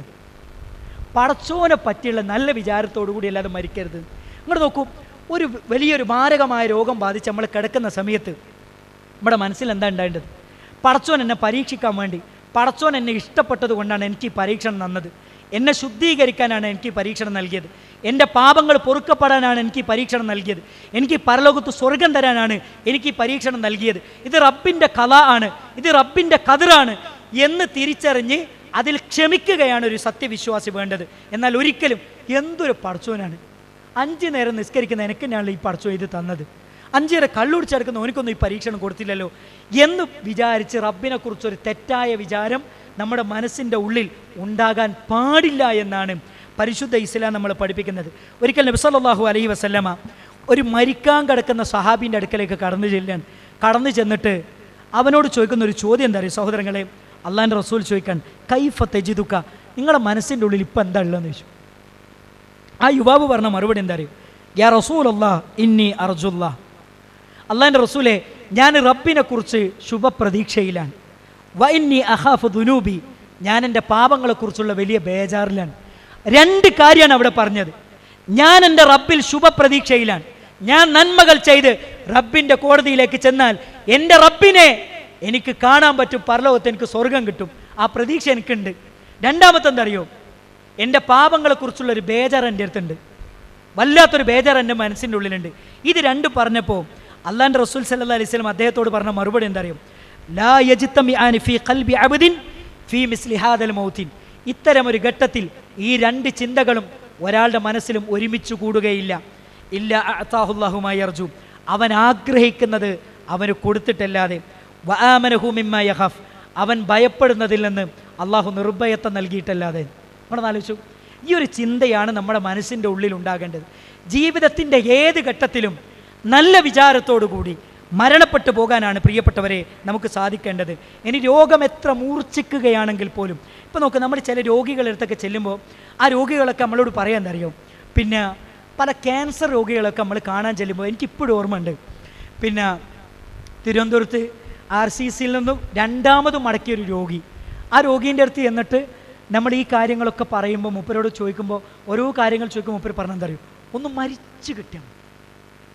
ഇവിടെ നോക്ക്, വേദന സഹിക്ക വയ്യാതെ അവർ പറയുക. എന്തറിയോ, ഞാൻ പറയുന്നത് നമ്മളെ മക്കളൊക്കെ ഇടയ്ക്ക് കൊണ്ടുപോകുന്ന സ്ഥലം എവിടെയാണെന്നറിയോ? തിരുവനന്തപുരം RCC, അതേപോലെ തന്നെ ഇത്തരത്തിലുള്ള ക്യാൻസർ രോഗികളൊക്കെ കിടക്കുന്ന സ്ഥലത്തൊക്കെ നമ്മുടെ മക്കളൊക്കെ ഒന്ന് കൊണ്ടുപോകണം. എന്തിനാണെന്നറിയോ? അവർക്ക് ഇതൊന്ന് കാണണം, ഇതൊക്കെയാണ് ജീവിതം എന്നുള്ളതൊന്ന് കാണണം, മനസ്സിലാക്കണം. ഇവിടെ നോക്ക്, അയാൾ പറയണത് എന്തറിയോ, ഒന്ന് മരിച്ചു കിട്ടിയാൽ മതി എന്നാണ്. സഹോദരങ്ങൾ, അങ്ങനെ പറയുന്നവരോട് നമ്മൾ പറഞ്ഞു കൊടുക്കേണ്ട ഒരു കാര്യം എന്താ അറിയോ? ഒരിക്കലും സത്യവിശ്വാസികൾ എന്ന നിലയിൽ ഒരിക്കലും നമ്മൾ അങ്ങനെ പറയാൻ പാടില്ല. ഫലാ യജൂസു ലഹു അൻ യതമന്നൽ മൗത്ത്, സത്യവിശ്വാസികൾക്കൊരിക്കലും മരണത്തെ ആഗ്രഹിക്കാൻ പാടില്ല. എന്നിട്ട് എന്താ പറയുന്നത് അറിയോ? മഹാനായ റസൂലുള്ളാഹി സ്വല്ലല്ലാഹു അലൈഹി വസല്ലമ അബ്ബാസ് റളിയല്ലാഹു അൻഹു രോഗിയായി കിടക്കുന്ന സമയത്ത് അള്ളാഹിൻ്റെ റസൂൽ സന്ദർശിച്ചു. യസ്തക്കി, അദ്ദേഹം പറയുന്നത് എന്തറിയോ? ഒന്ന് മരിച്ചു കിട്ടിയാൽ മതി എന്ന രൂപത്തിൽ അദ്ദേഹം സംസാരിച്ചപ്പോൾ നബി സല്ലല്ലാഹു അലൈഹി വസല്ലമ അദ്ദേഹത്തോട് പറയുന്ന മറുപടി എന്താ അറിയോ? യാ അമ്മി, റസൂലുള്ളാഹിന്റെ എളാപ്പയാണ്. യാ അമ്മി, എളാപ്പ, ലാ തതമന്നൽ മൗത്ത്, നിങ്ങൾ ഒരിക്കലും മരണത്തെ കൊതിക്കരുത്. ഫഇന്നക ഇൻ കുൻത മുഹ്സിന, നിങ്ങൾ നന്മ ചെയ്യുന്ന ഒരു മനുഷ്യനാണെങ്കിൽ ഇനി നിങ്ങൾക്ക് ജീവിക്കാൻ അവസരം കിട്ടിയാൽ എത്ര നന്മ നിങ്ങൾക്ക് ചെയ്യാൻ പറ്റും. 2ാമത് പറഞ്ഞ വാചകം എന്താ അറിയോ? ഇനി നിങ്ങളൊരു തിന്മ ചെയ്യുന്ന മനുഷ്യനാണെങ്കിൽ ഇനി നിങ്ങൾക്ക് ജീവിക്കാൻ അവസരം കിട്ടിയാൽ നിങ്ങളെ പാപങ്ങളൊക്കെ പടച്ചവനോട് ഏറ്റുപറഞ്ഞ് നിങ്ങളെ മനസ്സ് ശുദ്ധീകരിച്ചൂടെ. അപ്പോൾ ഒരാൾക്ക് മരണമാണോ ഹൈറ്, ജീവിതമാണോ ഹൈറ് എന്ന് ഒരിക്കലും ഒരു വ്യക്തിക്ക് തീരുമാനിക്കാൻ കഴിയില്ല. അത് ആർക്ക് മാത്രമേ അറിയുള്ളൂ? അള്ളാഹ്ക്ക് മാത്രമേ അറിയുള്ളൂ. അതുകൊണ്ട് ജീവിതത്തിൻ്റെ ഏത് പ്രതിസന്ധി ഘട്ടങ്ങൾ വന്നാലും എന്നെ ഒന്ന് മരിപ്പിച്ചേരണമെന്ന് ഒരിക്കലും പറയരുത്. മറിച്ച് ഇങ്ങനെ പ്രാർത്ഥിക്കണം, അല്ലാഹുമ്മ ഹയ്യിനി മാ കാനത്തിൽ ഹയാതു ഖൈറൻ ലീ, എനിക്ക് ജീവിതമാണ് ഹൈറെങ്കിൽ എനിക്ക് ജീവിതം തരണേ റബ്ബേ. വതവഫനി ഇദാ കാനത്തിൽ വഫാതു ഖൈറൻ ലീ, എനിക്ക് മരണമാണ് ഹൈറെങ്കിൽ എനിക്ക് മരണം തരണേ റബ്ബേ. എനിക്ക് ജീവിതമാണ് ഹൈറെങ്കിൽ എനിക്ക് ജീവിതം തരണേ റബ്ബേ. നമുക്ക് ജീവിതമാണോ മരണമാണോ ഹൈറെന്ന് നമുക്കാർക്കും അറിയില്ല. അറിയാവുന്നതാരാ? അള്ളാഹ്ക്ക് മാത്രമാണ്. അതുകൊണ്ട് അള്ളാഹു സുബ്ഹാനഹു വ തആലയോട് നമ്മൾ അങ്ങനെ പ്രാർത്ഥിക്കണമെന്നാണ്. നമ്മുടെയൊക്കെ വീട്ടിൽ പ്രായം ചെന്നവരൊക്കെ ഇങ്ങനെ പറയുമ്പോൾ ഇത് പറഞ്ഞു കൊടുക്കാൻ നമുക്ക് പറ്റണം. ഇനി അടുത്തൊരു പ്രധാനപ്പെട്ട ഒരു പോയിന്റ് പറയണം. എന്താ പറയുക സഹോദരങ്ങളെ, മരിക്കുന്നതിന് മുമ്പ് നമ്മളൊക്കെ മനസ്സിലാക്കേണ്ട ഒരു കാര്യം എന്താ അറിയോ? റസൂലുള്ളാഹി സ്വല്ലല്ലാഹു അലൈഹി വസല്ലം പഠിപ്പിക്കുന്ന ഒരു ഹദീസാണ്, വഇൻ കാന അലൈഹി ഹുഖൂഖുൻ ഫൽയുഅദ്ദിഹാ ഇലാ അസ്ഹാബിഹാ. മനുഷ്യന്മാരുമായി ബന്ധപ്പെട്ടുകൊണ്ട് എന്തെങ്കിലും ആരോടെങ്കിലും എന്തെങ്കിലും ബാധ്യതകൾ ഉണ്ടെങ്കിൽ അത് പെട്ടെന്ന് തന്നെ വീട്ടണം. അതിലെന്താ അറിയോ? ഒന്നാമത്തത് റസൂലുള്ളാഹി സ്വല്ലല്ലാഹു അലൈഹി വസല്ലം പറയാൻ, മൻ കാനത ഇൻദഹു മദ്ലമത്തുൽ ലിഅഖീഹി മിൻ ഇർളിഹി, ആരുടെയെങ്കിലും അഭിമാനത്തോട് അന്യായം ചെയ്തിട്ടുണ്ടെങ്കിൽ ആരുടെയെങ്കിലും അഭിമാനത്തോട് അന്യായം ചെയ്തിട്ടുണ്ടെങ്കിൽ, അതേപോലെ തന്നെ നബി സല്ലല്ലാഹു അലൈഹി വസല്ലമ പറയാണ്, എന്താണ് റസൂലുള്ളാഹി പറഞ്ഞത്? ഔ മാലിഹി, അല്ലെങ്കിൽ സമ്പത്തിനോട് അന്യായം ചെയ്തിട്ടുണ്ടെങ്കിൽ ഫല്യുഅദ്ദിഹാ ഇലൈഹി, അത് അവനിലേക്ക് തന്നെ തിരിച്ചു കൊടുക്കണേ. ഖബല അൻ യഅതിയ യൗമുൽ ഖിയാമ, പരലോകം വരുന്നതിന് മുമ്പ് അത് തിരിച്ചു കൊടുക്കണേ. എന്നിട്ടോ നബി തങ്ങൾ പറയാണ്, ലാ യുഖ്ബലു ഫീഹി ദീനാറുൻ വലാ ദിർഹമുൻ, നാളെ റബ്ബിന്റെ കോടതിയിൽ പരലോകത്ത് അവിടെ ഒരു ദീനാറും ദിർഹമും എടുക്കുന്നതല്ല. ഇൻ കാന ലഹു അമലുൻ സാലിഹ്, നിങ്ങളുടെ നന്മകളാണ് എടുത്തിട്ട് അവിടെ പകരം കൊടുക്കുന്നത്. നിങ്ങളൊന്ന് ആലോചിച്ചു. ഇതിൽ രണ്ട് കാര്യമാണ് പറഞ്ഞത്. ഒന്നാമതെന്നറിയോ, ആരെ പറ്റിയെങ്കിലും ഗീബത്തോ നമീമത്തോ പറയാൻ പറ്റാത്തോ പറഞ്ഞിട്ടുണ്ടെങ്കിൽ അവരെ കൊണ്ട് പൊരുത്തപ്പെടിച്ചോളി. അത് വളരെ പ്രധാനമാണ്. അതാണ് ഒരു മനുഷ്യൻ്റെ അഭിമാനത്തോട് ചെയ്യുന്ന അന്യായം. അയാളെപ്പറ്റി പറയാൻ പാടില്ല, നമ്മൾ പറയാം, അത് അന്യായമാണ്. അയാളുടെ അഭിമാനത്തോട് ചെയ്യുന്ന അന്യായമാണ്. അങ്ങനെ ചെയ്തിട്ടുണ്ടെങ്കിൽ അയാളെ കൊണ്ട് പൊരുത്തപ്പെടിക്കണം. പൊരുത്തപ്പെടിക്കാതെ പരലോകത്ത് നമുക്ക് രക്ഷപ്പെടാൻ പറ്റൂല എന്നാണ്. പൊരുത്തപ്പെടിക്കാതെ പരലോകത്ത് ചെന്നാൽ എന്താ ചെയ്യാന്നറിയോ? നമ്മുടെ നിസ്കാരം എടുത്തിട്ട് നോമ്പെടുത്തിട്ട് ഇവർക്ക് കൊടുക്കേണ്ടി വരും. നിങ്ങളൊന്ന് ആലോചിച്ചു. ആയുസ് കുറഞ്ഞ, ആരോഗ്യം കുറഞ്ഞ എനിക്കും ഉങ്ങൾക്കൊക്കെ എത്ര അമല ഉള്ളത്? നിങ്ങളൊന്ന് ആലോചിച്ചു. എത്ര അമല അമ്മക്കൊക്കെ ഉള്ളത്? വളരെ കുറഞ്ഞ അമലേ ഉള്ളൂ. ആ ഉള്ള അമല തന്നെ മറ്റുള്ളവർക്ക് വീതം വെച്ച് കൊടുക്കേണ്ട ഒരു അവസ്ഥ. എന്നിട്ട് റസൂലുള്ളാഹി സ്വല്ലല്ലാഹു അലൈഹി വസല്ലം വീണ്ടും നമ്മളെ പഠിപ്പിച്ച ഒരു കാര്യം എന്താ? അത്തദറൂന മൽ മുഫ്ലിസ്, ആരാണ് മുഫ്ലിസ് എന്ന് നിങ്ങൾക്കറിയുമോ? സഹാബിമാര് പറയുന്നുണ്ട്, നബിയേ, അൽ മുഫ്ലിസു ഫീനാ, ഞങ്ങളിലെ മുഫ്ലിസ് എന്ന് പറഞ്ഞാൽ മല്ലാ ദറാഹീമ ലഹു വലാ മതാ, ഒരു നയാ പൈസ കയ്യിലില്ലാത്തവനാണ് നബിയെ. അപ്പൊ നബി തങ്ങൾ പറയാണ്, എന്റെ ഉമ്മത്തിലെ മുഫ്ലിസ് എന്ന് പറഞ്ഞാൽ യഅതി യൗമൽ ഖിയാമ, അവൻ നാളെ റബ്ബിന്റെ കോടതിയിലേക്ക് വരുന്നതാണ്. ബിസ്സലാത്തിൻ വസിയാമിൻ വസകാത്ത്, അവൻ നമസ്കാരത്തിന്റെ കൂമ്പാരവുമായി, അവൻ നോമ്പിന്റെ കൂമ്പാരവുമായി, അവൻ സകാത്തിന്റെ കൂമ്പാരവുമായി അള്ളാന്റെ കോടതിയിലേക്ക് കടന്നു വരുന്നവനാണ്. പക്ഷേ ഒരു കാര്യമുണ്ട്, അവൻ ഇന്നവനെ പറ്റി ആക്ഷേപം പറഞ്ഞിട്ടുണ്ട്. അവൻ ഇന്നവനെ പറ്റി ആരോപണം പറഞ്ഞിട്ടുണ്ട്. അവൻ ഇന്നവന്റെ സ്വത്ത് അന്യായമായി ഭുജിച്ചിട്ടുണ്ട്. അവൻ ഇന്നവന്റെ രക്തം ചിന്തിയിട്ടുണ്ട്. അവൻ ഇന്നവനെ അടിച്ചിട്ടുണ്ട്. അങ്ങനെ അക്രമത്തിന് വിധേയമായവരില്ലേ, അവർക്കവന്റെ നന്മകൾ ഓരോന്നെടുത്തു കൊടുക്കുകയാണ്. അങ്ങനെ അവന്റെ നന്മകളെല്ലാം തീർന്നുപോയാൽ, അവന്റെ നിസ്കാരം തീർന്നുപോയാൽ, അവന്റെ നോമ്പ് തീർന്നുപോയാൽ, അവന്റെ സക്കാത്ത് തീർന്നുപോയാൽ, അള്ളാന്റെ റസൂല് പറയുകയാണ്, അവരുടെ പാപങ്ങൾ മുഴുവനും എടുക്കുകയാണ്. മറ്റുള്ളവരുടെ പാപങ്ങൾ എടുക്കുകയാണ്. ഞാനാണോ അക്രമം ചെയ്തതെങ്കിൽ എന്റെ അക്രമത്തിനിരയായവരുടെ പാപങ്ങൾ മുഴുവനും എടുക്കുകയാണ്. എന്നിട്ട് ഇവന്റെ മുകളിലേക്ക് ചാർത്തിക്കൊടുക്കുകയാണ്. എന്നിട്ട് നബിതങ്ങൾ പറയുന്നു, പിന്നെ അവനെ നരകത്തിലേക്ക് വലിച്ചെറിയുകയാണ്. ആലോചിക്കണം പ്രിയപ്പെട്ടവരെ, നമ്മുടെ നിസ്കാരം നമ്മൾ നമീമത്ത് പറഞ്ഞവന് കൊടുക്കുകയാണ്. നമ്മുടെ നോമ്പ് ഗീബത്ത് പറഞ്ഞവന് കൊടുക്കുകയാണ്. നമ്മൾ കടം വാങ്ങിയിട്ട് തിരിച്ചു കൊടുക്കാത്തവനില്ലേ, അവന് നമ്മുടെ സൽക്കർമ്മങ്ങൾ എടുത്ത് കൊടുക്കുകയാണ്. സൽക്കർമ്മങ്ങൾ മുഴുവനും തീർന്നുപോയാൽ അവരുടെ തിന്മകൾ മുഴുവനും എടുത്തിട്ട് നമ്മുടെ തലയിലേക്ക് വെച്ച് തന്നിട്ട് നരകത്തിലേക്ക് വലിച്ചെറിയുമെന്ന് സയ്യിദുനാ മുഹമ്മദുർ റസൂലുള്ളാഹി സല്ലല്ലാഹു അലൈഹി വസല്ലം. പേടിക്കേണ്ട കാര്യമാണ്. മരണത്തിന് മുമ്പ് ചിന്തിക്കേണ്ട കാര്യമാണ്. ആലോചിക്കേണ്ട കാര്യമാണ്. നിങ്ങൾ ആലോചിച്ച് നോക്ക്. ഒരാളെ പറ്റി നമ്മൾ പറയാൻ നിൽക്കണം, പറഞ്ഞിട്ടുണ്ട് പോയിട്ട് പൊരുത്തപ്പെടിക്കണം. അതാരാണെങ്കിലും ഇപ്പം നമുക്ക് ഉള്ളിൻ്റെ ഉള്ളിലുണ്ടാകും, എന്ത്, ഓൻ എൻ്റെ വീട്ടിൽ പണിയെടുക്കുന്ന ആളല്ലേ, എൻ്റെ ഒക്കെ തിന്ന് ജീവിച്ച് വളർന്ന ആളല്ലേ. ആ ഈഗോ ക്ലേശമൊക്കെ എന്താ അറിയോ, എടുത്തങ്ങോട്ട് മാറ്റിയേക്കുക. പരലോകത്ത് അതൊന്നും ഉണ്ടാവില്ല. അത് നമ്മൾ മറക്കരുത്. ഇനി അടുത്തൊരു പോയിന്റ് എന്താ അറിയോ സഹോദരങ്ങളെ, അടുത്തൊരു പോയിന്റ് വളരെ പ്രധാനമാണ്. അടുത്തൊരു പോയിന്റ് എന്താ വെച്ചാൽ, നമുക്ക് വല്ല കടം ഉണ്ടെങ്കിൽ എന്ത് ചെയ്യണമെന്നറിയോ, ആ കടം നമ്മൾ എഴുതി വെക്കണം.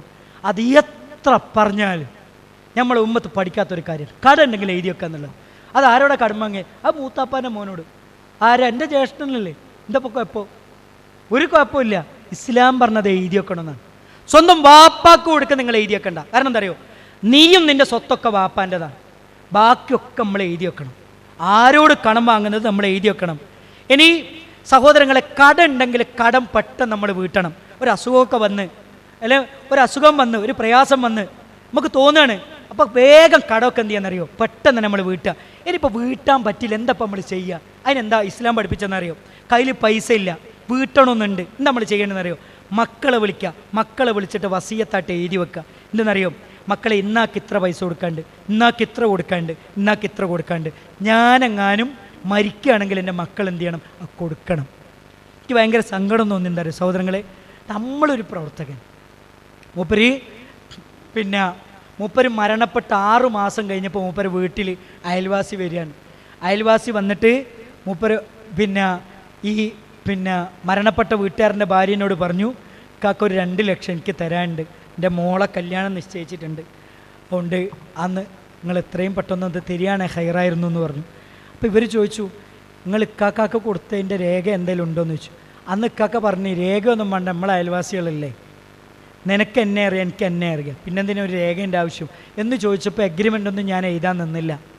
അപ്പോൾ ഈ ഭാര്യ പറഞ്ഞെന്താ അറിയോ, നാളെ വേറൊരാൾ കയറി വന്നിട്ട് 10 ലക്ഷം തരാനുണ്ടെന്ന് പറഞ്ഞാൽ ഞങ്ങൾ കൊടുക്കേണ്ടി വരില്ലേ, അതുകൊണ്ട് ഇത് നമുക്ക് തരാൻ പറ്റില്ല, രേഖയില്ലാതെ നമുക്ക് തരാൻ പറ്റില്ല. ആ മനുഷ്യൻ്റെ കബറിൻ്റെ അവസ്ഥ എന്തായിരിക്കും നിങ്ങളൊന്ന് ആലോചിച്ചു. അതുകൊണ്ട് പ്രിയപ്പെട്ട സഹോദരങ്ങളെ, കടം എന്ന് പറഞ്ഞാൽ ഇൻഷാ അല്ലാഹ് ഞാൻ കുറച്ച് കഴിഞ്ഞിട്ട് ഒന്നുകൂടെ വരുന്നുണ്ട്, അതിൻ്റെ ഗൗരവം കേട്ടാൽ നമ്മൾ ഞെട്ടിപ്പോൾ അത്ര ഗൗരവമുള്ള കാര്യമാണ്. അതുകൊണ്ട് അതെന്ത് ചെയ്യാന്നറിയോ, വീട്ടാൻ പറ്റുകയാണ് ഇപ്പം തന്നെ വീട്ടുക, അല്ലെങ്കിൽ എന്താ നമ്മൾ എഴുതി വെക്കുക. നിങ്ങൾ നോക്കൂ, ജാബിർ ബിൻ അബ്ദുള്ള റളിയല്ലാഹു അൻഹു ഉദ്ധരിക്കുന്ന ഹദീസിൽ കാണാം, ഉഹുദ് വരികയാണ്, ഉഹുദിന്റെ തലേ ദിവസം എന്റെ വാപ്പ എന്നെ രാത്രി വിളിക്കുകയാണ്. ആരാണ് പറയുന്നത്? ജാബിർ റളിയല്ലാഹു അൻഹു ആണ്. ഏറ്റവും അവസാനത്തെ സഹാബിയാണ്. ജാബിർ റളിയല്ലാഹു അൻഹു പറയാണ്, എൻ്റെ വാപ്പ എന്നെ രാത്രി വിളിച്ചു ഉഹുദിന്റെ തലേന്ന്. എന്നിട്ടോ വാപ്പ എന്നോട് പറയാണ്, മോനെ നാളെ നാളെ അള്ളാഹുവിൻ്റെ റസൂലിൻ്റെ സഹാബികളുടെ കൂട്ടത്തിൽ ആദ്യമായി മരണപ്പെടുന്നത് ഞാനായിരിക്കും മോനെ. അതുകൊണ്ട് മോനെ, അള്ളാഹിൻ്റെ റസൂല് കഴിഞ്ഞാൽ എന്നിലേക്ക് ഏറ്റവും പ്രിയപ്പെട്ടത് മോനാണ്. അതുകൊണ്ട് മോനെ, എനിക്ക് നിന്നോട് ചില കാര്യങ്ങൾ പറയാനുണ്ട്. എന്താണ് ഒന്നാമത്തേതെന്നറിയോ? മോനെ, എനിക്കൊരു കടമുണ്ട്, മോനത് വീട്ടണം മോനെ. നാളെ ഉഹദിലേക്ക് പോവുകയാണ് മോനെ, തിരിച്ചു വരുമെന്നുറപ്പില്ല മോനെ, എനിക്ക് കടമുണ്ട് മോനെ, ആ കടം നീ വീട്ടണമെന്ന് അബ്ദുല്ലാ റളിയല്ലാഹു അൻഹു പറയാണ് മകനോട്. നിന്റെ സഹോദരങ്ങളോട് ഏറ്റവും മാന്യമായ രൂപത്തിൽ നീ പെരുമാറുകയും വേണേ. എന്നിട്ടോ ജാബിർ റളിയല്ലാഹു അൻഹു പറയാണ്, ഫസ്ബഹനാ, ഞങ്ങൾക്കന്ന് പ്രഭാതമായപ്പോ ഫകാന അവ്വല ഖതീൽ, എന്റെ വാപ്പയായിരുന്നു ആദ്യത്തെ രക്തസാക്ഷി എന്ന് മഹാനായ ജാബിർ റളിയല്ലാഹു അൻഹു പഠിപ്പിച്ചു തരികയാണ്. അതുകൊണ്ട് വാപ്പാരെ, മരിക്കുന്നതിന് മുമ്പ് നമ്മൾ എന്താ ചെയ്യേണ്ടതെന്നറിയോ? ഇങ്ങനെ കട ഉണ്ടെങ്കിൽ മക്കളോട് പറയാ, ഇന്നാക്ക് കൊടുക്കുക, ഇത്ര പൈസ കട ഉണ്ട്, അതെന്ത് ഞങ്ങൾ വീട്ടണമെന്ന് പറയാം. നമ്മളെങ്ങനെയാണ് വസിയത്തെന്നറിയോ? മോനെ, അപ്പുറത്തെ 5 തെങ്ങുള്ള പറമ്പില്ല, അത് എനിക്ക്, ഇപ്പുറത്തെ ഭാഗമുണ്ടല്ലോ അത് മോനിക്ക്. ഇങ്ങനെ ഒരു വസിയത്ത് ഇസ്ലാം പഠിപ്പിച്ചു തന്നിട്ടില്ല. അനന്തരാവകാശ സ്വത്തിന് അർഹതയുള്ളവർക്ക് എന്തില്ല? വസിയത്തില്ല. ലാ വസിയത ലിവാരിസിൻ എന്ന് മുഹമ്മദ് മുസ്തഫ സല്ലല്ലാഹു അലൈഹി വസല്ലമ പഠിപ്പിച്ചു എന്നാണ്. ഇനി മാത്രമല്ല, വസിയത്തിനെ കുറിച്ച് പറയുന്നിടത്ത് പണ്ഡിതന്മാർ പഠിപ്പിച്ചെന്നൊരു കാര്യമാണ്, മരിക്കുന്നതിന് മുമ്പ് നമ്മളൊക്കെ മനസ്സിലാക്കേണ്ട ഒരു കാര്യമാണ്. എന്താണെന്നറിയോ? റസൂലുള്ളാഹി സ്വല്ലല്ലാഹു അലൈഹി വസല്ലമ പറഞ്ഞു, മാ ഹഖ്ഖു ഇംറിഇൻ മുസ്ലിമിൻ യബീതു ലൈലതൈൻ വലഹു ശൈഉൻ യുരീദു അൻ യുസാഫി ഇല്ലാ വസിയതുഹു മക്തൂബത്തുൻ ഇൻദ റഅസിഹി. അള്ളാഹിൻ്റെ റസൂൽ പറയാണ്, ഒരാൾക്ക് വസിയത്ത് ചെയ്യാൻ എന്തെങ്കിലും ഉണ്ടെങ്കിൽ എന്ത് ചെയ്യണം? അയാൾ വസിയത്ത് ചെയ്യണം.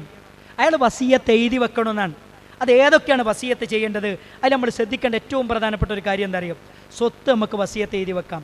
നമ്മുടെ മരണവുമായി ബന്ധപ്പെട്ടുകൊണ്ടുള്ള കാര്യങ്ങൾ നമുക്ക് വസിയത്തായിട്ട് എഴുതി വെക്കാം.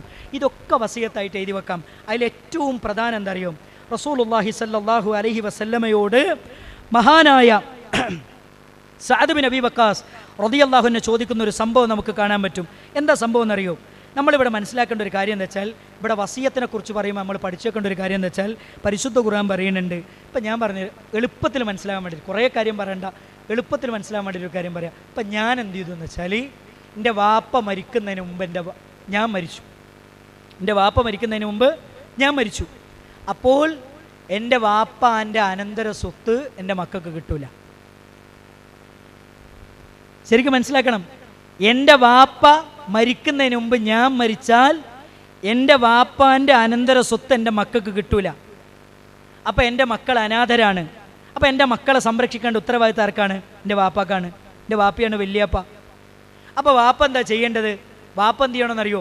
ഒരിക്കലും വാപ്പാൻ്റെ സ്വത്തുനിന്ന് ഒരു ഓഹരി അനന്തരമായി കൊടുക്കാൻ പറ്റൂല. പിന്നെന്താ ചെയ്യേണ്ടത്?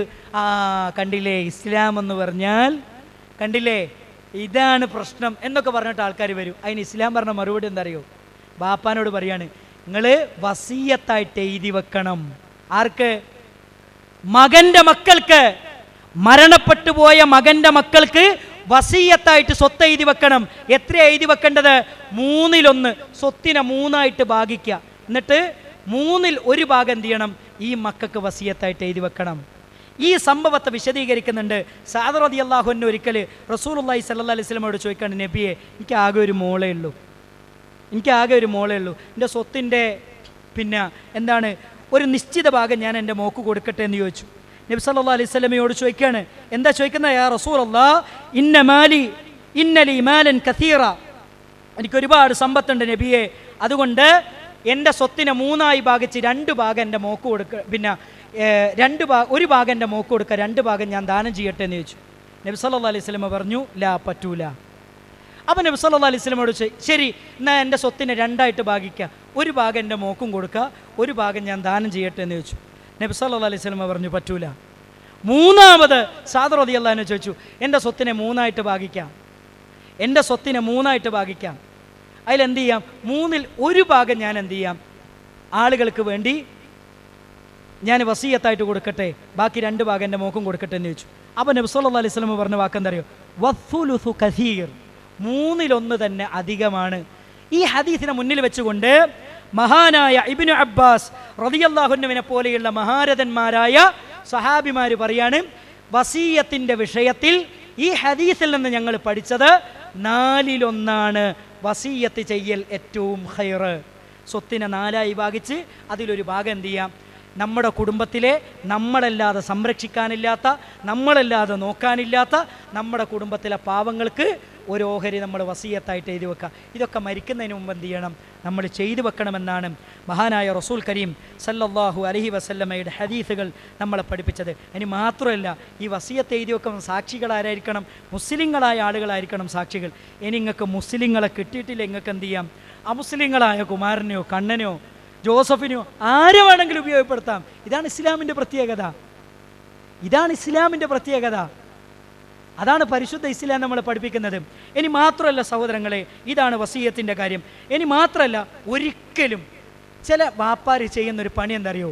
ചില വാപ്പാർ ചെയ്യുന്ന പണി എന്താ വെച്ചാൽ, മക്കളോടുള്ള ദേഷ്യത്തിന് എന്ത് ചെയ്യുന്നറിയോ? ഒരു മോനോട് പറയും, മോനെ, സ്വത്ത് മുഴുവൻ എൻ്റെ പേരിൽ ഞാൻ എഴുതി വെച്ചിട്ടുണ്ട്, അത് എനിക്കുള്ളതാണ്, വേറെ ആർക്കുമില്ല. വസിയത്തിന്റെ പേര് പറഞ്ഞ് മക്കളോട് അനീതി ചെയ്യുന്ന വാപ്പമാരെ നമ്മുടെ സമൂഹത്തിൽ കാണാൻ പറ്റും. ഇവിടെയാണ് ഇസ്ലാമിന്റെ ചരിത്രത്തിലെ ഒരു സംഭവം നിങ്ങൾ ശ്രദ്ധിക്കേണ്ടത്. മാത്രമല്ല, മരണപ്പെട്ടു പോകുമ്പോൾ ചില വാപ്പാരെന്താ ചെയ്യാന്നറിയോ? സ്വത്ത് മുഴുവൻ വേറെ ആരെങ്കിലും പേരിൽ എഴുതി വെക്കും മക്കളോടുള്ള ദേഷ്യത്തിൽ. അങ്ങനെയൊക്കെ പോകുന്ന ചില വാപ്പാരുണ്ട്. അവർ പഠിക്കേണ്ട ഒരു പാഠം എന്താ അറിയോ? റസൂലുള്ളാഹി സ്വല്ലല്ലാഹു അലൈഹി വസല്ലം പഠിക്കേണ്ട ഒരു ഹദീസ് ഉണ്ട്. ഇമ്രാൻ ഇബ്നു ഹുസൈൻ റളിയല്ലാഹു അൻഹു ഉദ്ധരിക്കുന്ന ഹദീസ്. എന്താ സംഭവം എന്നറിയും? അന്ന റജുലൻ അഅതക ഇൻദ മൗതിഹി സിത്തത റജുലത്തിൻ. ഒരു മനുഷ്യൻ, അയാൾ മരിക്കുന്ന സമയത്ത് അയാൾ എന്താ ചെയ്തതെന്നറിയോ? അയാൾ അത്യാവശ്യം നല്ല പൈസ ഉണ്ട്. ആ പൈസ എടുത്തിട്ട് 6 അടിമകളെ മോചിപ്പിച്ചു. 6 അടിമകൾ അയാൾ മോചിപ്പിച്ചപ്പോൾ അയാൾക്ക് പിന്നെ ഒരു പൈസയില്ല. അയാൾ മരണപ്പെട്ട അവസാനം എന്ത് ചെയ്യുന്നു വെച്ചാൽ, അയാളുടെ മക്കളൊക്കെ വന്ന് നോക്കുമ്പോൾ വാപ്പാൻ്റെ കയ്യിൽ ഒരു 5 പൈസ ഇല്ല, അനന്തരം എടുക്കാൻ ഒരു പൈസ ഇല്ല. അവസാനം എന്താ ചെയ്തതെന്നറിയോ? ഇവർ റസൂലുള്ളാഹി സ്വല്ലല്ലാഹു അലൈഹി വസല്ലമയോട് പറഞ്ഞു, നബിയെ, ഞങ്ങളെ വാപ്പ ഉള്ള സ്വത്തൊക്കെ എടുത്തിട്ട് എന്ത് ചെയ്തു? 6 അടിമകളെ മോചിപ്പിച്ചു, സ്വത്തൊക്കെ എന്ത് ചെയ്തു? ദാനം ചെയ്തു, ഞങ്ങൾക്കൊരു 5 പൈസ കിട്ടിയിട്ടില്ല എന്ന് പറഞ്ഞു. ഇത് കേട്ടപ്പോൾ റസൂലുള്ള പറഞ്ഞ മറുപടി എന്താ അറിയോ? ലൗ അലിംന ഇൻഷാ അല്ലാഹ് മാ സല്ലൈന അലൈഹി, ഞാനെങ്ങാനും ഇത് അറിയായിരുന്നെങ്കിൽ ഞാൻ അവർക്ക് നിസ്കരിക്കായില്ലായിരുന്നു.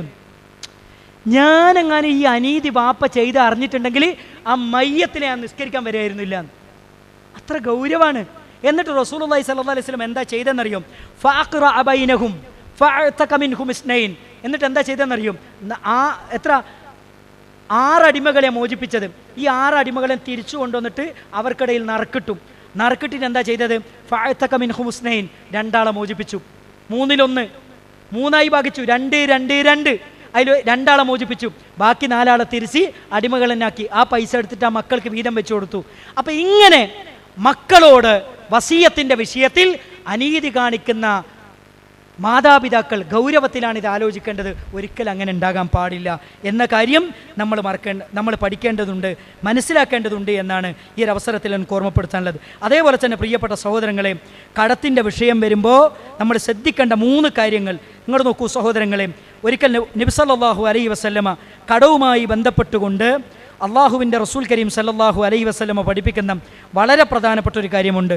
അന്നൻ നബിയ സല്ലല്ലാഹു അലൈഹി വസല്ലം മാത റജുലൻ, ഒരാൾ മരിച്ചു. ഫഗസ്സൽനാഹു വകഫനാഹു വഹന്നതിനാ, ഞങ്ങൾ കുളിപ്പിച്ചു, ഞങ്ങൾ കഫൻ ചെയ്തു, ഞങ്ങൾ സുഗന്ധങ്ങളൊക്കെ പൂശി. വവളഅനാഹു ലിറസൂലില്ലാഹി സല്ലല്ലാഹു അലൈഹി വസല്ലം ഹൈസു തൂദഅൽ ജനായിസ്, ജനാസ വെക്കുന്ന സ്ഥലത്ത് എന്ത് ചെയ്തു? ജനാസ കൊണ്ടുപോയി വെച്ചു. ഇന്ന മഖാമി ജിബ്രീൽ, മഖാമു ജിബ്രീലിന്റെ അടുക്കലേക്ക് ജനാസ കൊണ്ടുപോയി വെച്ചു. ثم آذنا رسول الله صلى الله عليه وسلم بالصلاة عليه, റസൂലുള്ളാഹിനോട് നിസ്കരിക്കാൻ വേണ്ടി ഞങ്ങൾ അനുവാദം ചോദിച്ചു. ഫജാഅ മഅന, റസൂലുള്ള ഞങ്ങളോടൊപ്പം നിസ്കരിക്കാൻ വേണ്ടി വന്നു. ഓരോ സ്റ്റെപ്പിങ്ങനെ എടുത്തു വെക്കാൻ. എന്നിട്ട് നബി തങ്ങൾ ഞങ്ങളോട് ചോദിക്കുകയാണ്, ലഅല്ല അലാ സാഹിബിക്കും ദൈന, ഈ മയ്യത്തിന് വല്ല കടവുമുണ്ടോ? ഈ മയ്യത്തിന് വല്ല കടവുമുണ്ടോ? ഖാലു, അവർ പറഞ്ഞു, നഅം ദീനാറാനി, 2 ദീനാർ കടമുണ്ട്.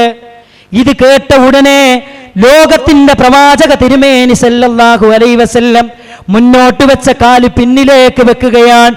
എന്നിട്ട് സ്വഹാബിമാരോട് പറഞ്ഞു, സല്ലു അലാ സ്വാഹിബിക്കും, നിങ്ങൾ നിങ്ങളുടെ കൂട്ടുകാരനെ നിസ്കരിച്ചോ, ഈ കടമുള്ള മയ്യത്തിന് ഞാൻ നിസ്കരിക്കാനില്ല. ആലോചിച്ചു, ഈ കടമുള്ള മയ്യത്തിന് ഞാൻ നിസ്കരിക്കാൻ, നിങ്ങൾ നിസ്കരിച്ചോളൂ. അങ്ങനെ ആ സദസ്സിൽ നിന്നൊരു സഹാബി എഴുന്നേറ്റ് നിൽക്കുകയാണ്, അബൂ ഖതാദ റളിയല്ലാഹു അൻഹു. എന്നിട്ട് നബി തങ്ങളോട് പറയുന്നുണ്ട്, യാ റസൂലല്ലാഹ് ഹുമാ അലയ്യ, നബിയേ ആ 2 ദീനാർ ഞാൻ ഏറ്റെടുത്തിരിക്കുന്നു നബിയേ. ഉടനെ തന്നെ നബി തങ്ങൾ പറയുന്നു, ഹുമാ അലൈക വഫീ മാലിക, അതെ, അത് നിന്റെ കുടുംബത്തിലും നിന്റെ സമ്പത്തിലുമാണ്. എന്നിട്ട് പറയാണ്, എന്താ പറഞ്ഞെന്നറിയോ? വൽ മയ്യത്തു മിൻഹുമാ ബരി, മയ്യത്ത് അതിൽ നിന്ന് ഒഴിവായിട്ടുണ്ട്, അത് നിങ്ങൾ ഏറ്റെടുത്തതാണെന്ന് പറഞ്ഞു. അങ്ങനെയോ മഹാനായ നബി സല്ലല്ലാഹു അലൈഹി വസല്ലം നിസ്കാരം നിർവഹിച്ചു കഴിഞ്ഞു. അടുത്ത ദിവസം അബൂ ഖതാദ റളിയല്ലാഹു അൻഹുവിനെ കാണുകയാണ്. അള്ളാന്റെ റസൂലിന്റെ ഒന്നാമത്തെ ചോദ്യം എന്താണെന്നറിയോ? ആ 2 ദീനാർ എന്താണ് ചെയ്തത് അബൂ ഖതാദ? ഉടനെ തന്നെ പറയുന്നു, നബിയേ ഇന്നമാ മാതംസി, ഇന്നലെ മരിച്ചിട്ടല്ലേ ഉള്ളൂ, ഇനി വീട്ടാൻ എത്ര സമയമുണ്ട് നബിയേ? മിണ്ടിയില്ല. നബി തങ്ങൾ പോവുകയാണ്. പിന്നീട് വീണ്ടും കാണുകയാണ്. അടുത്ത ദിവസം നബി തങ്ങൾ വീണ്ടും ചോദിക്കുകയാണ്, മാ ഫഅല ദീനാറാൻ, ആ 2 ദീനാർ എന്താണ് ചെയ്തത്? ഉടനെ തന്നെ പറയുകയാണ്, ഖദ് ഖളൈതുഹുമാ യാ റസൂലല്ലാഹ്, അല്ലാഹുവിന്റെ റസൂലേ ഞാനത് വീട്ടി നബിയേ, ഞാനത് വീട്ടി നബിയേ. ഉടനെ തന്നെ നബി തങ്ങൾ പറയുകയാണ്, അൽ ആന ഹീന ബറദ അലൈഹി ജിൽദ, ഇപ്പോഴാണ് നിന്റെ കൂട്ടുകാരന് അവന്റെ ഖബറിൽ ഒരു സ്വസ്ഥത ലഭിച്ചത്, അവന്റെ ഖബറിൽ ഒരു സമാധാനം ലഭിച്ചത്. നിങ്ങൾ ആലോചിച്ചു, ഒരു മനുഷ്യന് ഖബറിൽ സ്വസ്ഥത ലഭിച്ചത് അവന്റെ കട അങ്ങോട്ട് വിട്ടതിന് ശേഷമാണ്. അത്ര ഗൗരവമാണ്. കടം വാങ്ങുമ്പോൾ ഇതൊന്നും ചിന്തിക്കൂല, എഴുതിയൊക്കെ ഇല്ല. അതുകൊണ്ട് പ്രിയപ്പെട്ട ഉമ്മമാരെ, ഭാര്യമാരെ, ഭർത്താവിൻ്റെ കട നമ്മൾ എഴുതി വെക്കണം. സാക്ഷികൾ മുഖേന എഴുതി വെക്കണം, എഴുതി വെക്കാതിരിക്കരുത്. ഇനി മാത്രമല്ല സഹോദരങ്ങളെ, ഗൗരവപ്പെട്ട കുറേ സംഭവങ്ങൾ ഇതുമായി ബന്ധപ്പെട്ടുകൊണ്ട് നബി സല്ലല്ലാഹു അലൈഹി വസല്ലമ നമ്മളെ പഠിപ്പിക്കുന്നത് കാണാൻ പറ്റും. ഒരു ഹദീസിൽ എന്താ ഉള്ളതെന്നറിയും? നബി സല്ലല്ലാഹു അലൈഹി വസല്ലമ പറയാൻ, ഇന്ന അഖാക് മഹ്ബൂസും ബിദൈനിഹി. റസൂലുള്ളാഹി സ്വല്ലല്ലാഹു അലൈഹി വസല്ലം പറയാൻ, ഇന്ന അഖാക, തീർച്ചയായും നിന്റെ സഹോദരൻ, മഹ്ബൂസും ബിദൈനിഹി, അവന്റെ കടം കൊണ്ട് സ്വർഗത്തിന്റെ അനുഭൂതികൾ തടയപ്പെട്ട നിലയിൽ അവന്റെ ഖബറിലാൻ. ഇവിടെ നോക്ക്, ഖബറിൽ രാവിലെയും വൈകുന്നേരം ഒക്കെ സ്വർഗത്തിന്റെ അനുഭൂതികൾ അനുഭവിക്കുന്നവരാണ് സത്യവിശ്വാസികൾ. കണ്ണെത്താ ദൂരം വിശാലമാണ് ഖബർ. അവർക്ക് സ്വർഗത്തിന്റെ അനുഭൂതികളൊക്കെ തടയപ്പെടും. എന്തുകൊണ്ടെന്നറിയോ? ബിദൈനിഹി, അവന്റെ കടം കൊണ്ട് എന്ന് മഹാനായ റസൂലുള്ളാഹി സല്ലല്ലാഹു അലൈഹി വസല്ലമ നമ്മളെ പഠിപ്പിക്കുകയാണ്. അതുകൊണ്ട് പ്രിയപ്പെട്ടവരെ, കടം വാങ്ങുന്നത് നമ്മൾ ശ്രദ്ധിക്കണം, കടം നമ്മൾ എഴുതി വെക്കണം. ആ വിഷയത്തിൽ ഒരിക്കലും എന്ത് ചെയ്യാൻ പാടില്ല, നമ്മൾ പിന്നോട്ട് പോകാൻ പാടില്ല. ഗൗരവതലത്തിൽ നമ്മൾ മനസ്സിലാക്കേണ്ട കാര്യമാണ്. അതേപോലെ തന്നെ ആരോടെങ്കിലും ആരെ പറ്റിയെങ്കിലും എന്തെങ്കിലും പറഞ്ഞു പോയിട്ടുണ്ടെങ്കിൽ അവരെ കൊണ്ട് പൊരുത്തപ്പെടിക്കാൻ എന്ത് ചെയ്യണം, നമുക്ക് ഓരോരുത്തർക്കും സാധിക്കേണ്ടതുണ്ട്. മാത്രമല്ല സഹോദരങ്ങളെ, മരിക്കുന്നതിന് മുമ്പ് നമ്മുടെ മക്കളെയും നമ്മുടെ കുടുംബത്തെയും ദീനിൻ്റെ മാർഗത്തിലേക്ക് കൊണ്ടുവരാൻ കൂടി നമുക്ക് സാധിക്കേണ്ടതുണ്ട്. നമ്മുടെ നാടും നമ്മുടെ നാടിൻ്റെ രീതികളും നമ്മുടെ വളർന്നു വരുന്ന മക്കളുടെ കോലമൊക്കെ മാറിക്കൊണ്ടിരിക്കുന്ന ഒരു കാലത്താണ് നമ്മൾ ജീവിച്ചുകൊണ്ടിരിക്കുന്നത്. ഒരൊറ്റ കാര്യം ഞാൻ പറയാം, ഞാൻ പലപ്പോഴും എല്ലാ സ്ഥലത്തും ഞാൻ പറയുന്നൊരു കാര്യമാണ്. കഴിഞ്ഞ റമദാനിൽ പള്ളിയിൽ ഖിയാമുൽ ലൈലിന് വന്നൊരു കുടുംബത്തിലെ ഒരു പെൺകുട്ടീനെ കാണുന്നില്ല. കാണാതായപ്പോൾ പിന്നെ എല്ലാവരും നോക്കിയിടുന്നു, എവിടെയും കാണുന്നില്ല. അങ്ങനെ ഏകദേശം 2 മണിയായപ്പോൾ ഈ മോള് തിരിച്ചു വന്നു. അതിൻ്റെ ഇടയിൽ ആ സ്ഥാപനത്തിൻ്റെ ഉടമ CCTV പരിശോധിച്ചിട്ട് ഈ കുട്ടി ഒരു 12:45 ഒരാളുടെ ബൈക്കിൻ്റെ മുകളിൽ കയറി പോകുന്നത് കണ്ടിട്ടുണ്ട്. അങ്ങനെ എന്തെന്ന് വെച്ചാൽ വാപ്പ ഒന്നും മിണ്ടിയില്ല. ഖിയാമുൽ ലൈലൊക്കെ കഴിഞ്ഞ് അത്തായൊക്കെ കഴിഞ്ഞ് സുബഹിസ്കാരം കഴിഞ്ഞ് വീട്ടിൽ പോയി. വീട്ടിൽ ചെന്നിട്ട് മോളോട് ചോദിച്ചു, മോൾ എവിടെയാണ് ഇന്നലെ രാത്രി പോയെന്ന് ചോദിച്ചു. ഞാനെവിടെ പോയിട്ടില്ല എന്ന് പറഞ്ഞു. CCTVയിലുള്ള വീഡിയോ എടുത്തിട്ട് മൂക്ക് കാണിച്ചു കൊടുത്തു. പറഞ്ഞു, ഞാൻ എൻ്റെ കൂടെ പഠിക്കുന്ന ഒരു ചെറുക്കൻ്റെ കൂടെ പോയതാണെന്ന് പറഞ്ഞു. ഇവിടെ ഇരിക്കുന്ന വാപ്പാരോട് ഞാൻ പറയേണ്ടത്, നമ്മളെന്താ ചെയ്യുക? അടിക്കും. വാപ്പ പിടിച്ചിട്ട് അടിച്ചു. കൃത്യം 10-10:30 മണിക്ക് വീട്ടിൻ്റെ മുമ്പിൽ ഒരു പോലീസ് ജീപ്പാണ്. ആ വാപ്പ പറയാണ്, 3 ദിവസം റമദാനിലെ അവസാനത്തെ 10 3 ദിവസം ആ മനുഷ്യൻ മലപ്പുറം ജില്ലയിൽ ഒരു ജയിലിൽ 3 ദിവസമാണ് കിടന്നത്. അവസാനത്തെ 10 കേസ് കൊടുത്ത ആരാന്നറിയോ? പ്രിയപ്പെട്ട മോളാണ്. നിങ്ങൾ ആലോചിച്ചു, നമ്മുടെ നാടെങ്ങട്ടാ പോകുന്നത്. അതുകൊണ്ട് പരിശുദ്ധ ഖുർആൻ പറഞ്ഞൊരു വാചകമുണ്ട്, യാ അയ്യുഹല്ലദീന ആമനു, ഏ സത്യവിശ്വാസികളെ, ഖൂ അൻഫുസകും വഅഹ്ലീകും നാറാ, നിങ്ങൾ നിങ്ങളുടെ സ്വന്തത്തെയും നിങ്ങളുടെ കുടുംബത്തെയും നരകത്തെ തൊട്ട് കാത്തുകൊള്ളണേ. 2 കാര്യമാണ് ഇവിടെ പറഞ്ഞത്. ഒന്ന്, നിങ്ങളുടെ സ്വന്തത്തെ നിങ്ങളുടെ കുടുംബത്തെ കൂട്ടുകൂടി എന്ത് ചെയ്യണം? നിങ്ങൾ നരകത്തെ തൊട്ട് കാത്തുകൊള്ളണം. ഇവിടെ ആലോചിച്ചു, നമ്മുടെ കുടുംബത്തിന് ദീന് പകർന്നു കൊടുക്കാൻ നമുക്ക് സാധിച്ചു എന്നുള്ളത് വളരെ ഗൗരവതരമാണ്. ഈ ആയത്തിനെ വിശദീകരിക്കുന്നിടത്ത് മഹാരഥന്മാരായ മുഫസ്സിരിങ്ങൾ പറയുന്നത് എന്തറിയോ? വിഖായത്തുൽ അഹ്ലി വൽ ഔലാദ്, മക്കളെയും ഭാര്യമാരെയൊക്കെ നരകത്തുനിന്ന് രക്ഷപ്പെടുത്തേണ്ടത് എങ്ങനെയാണെന്നറിയോ?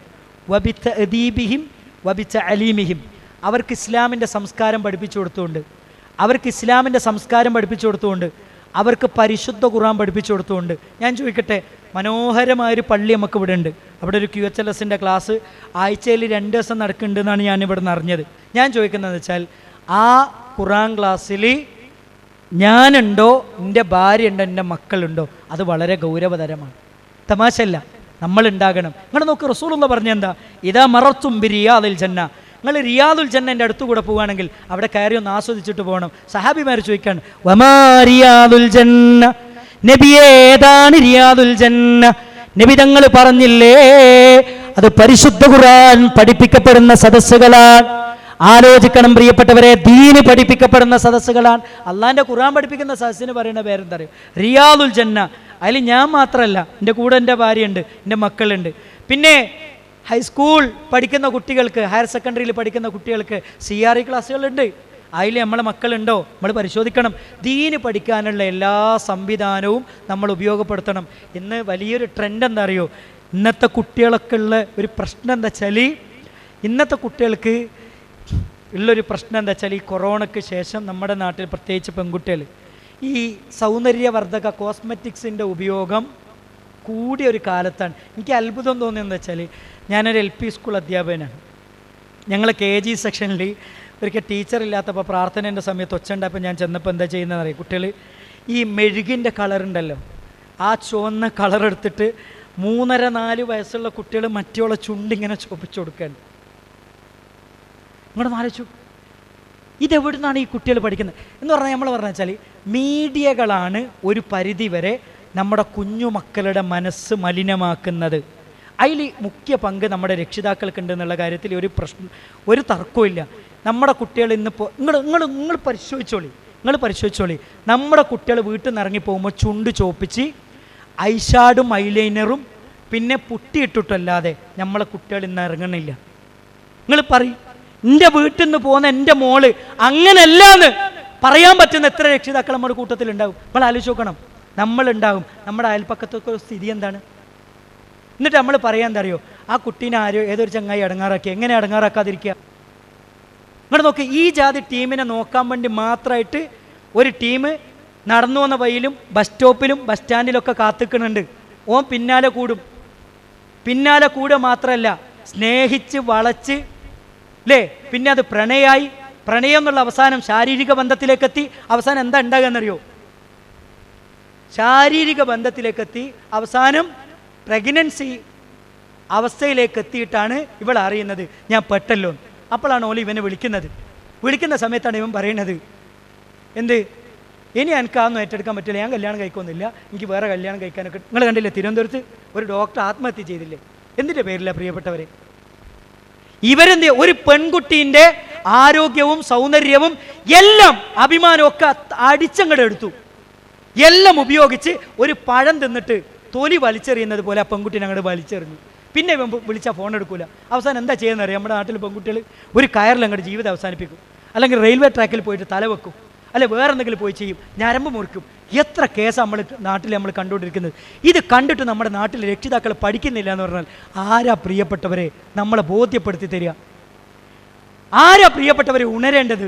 ആരാ പ്രിയപ്പെട്ടവരെ ഇതൊക്കെ തിരിച്ചറിഞ്ഞ് തിരുത്തേണ്ടത്? നമ്മളല്ലേ, വേറെ ആരാ തിരുത്തേണ്ടത്? അതുകൊണ്ട് പ്രിയപ്പെട്ട ഉമ്മമാരോട് എനിക്ക് പറയാൻ എന്താ അറിയോ, മക്കൾ വീട്ടിൽ നിന്ന് ഇറങ്ങിപ്പോകുമ്പോൾ പ്രത്യേകിച്ച് പെൺകുട്ടികൾ ഇസ്ലാമിൻ്റെ വേഷവും സംസ്കാരവും അവരെ പഠിപ്പിക്കാൻ നമുക്ക് കഴിയണം.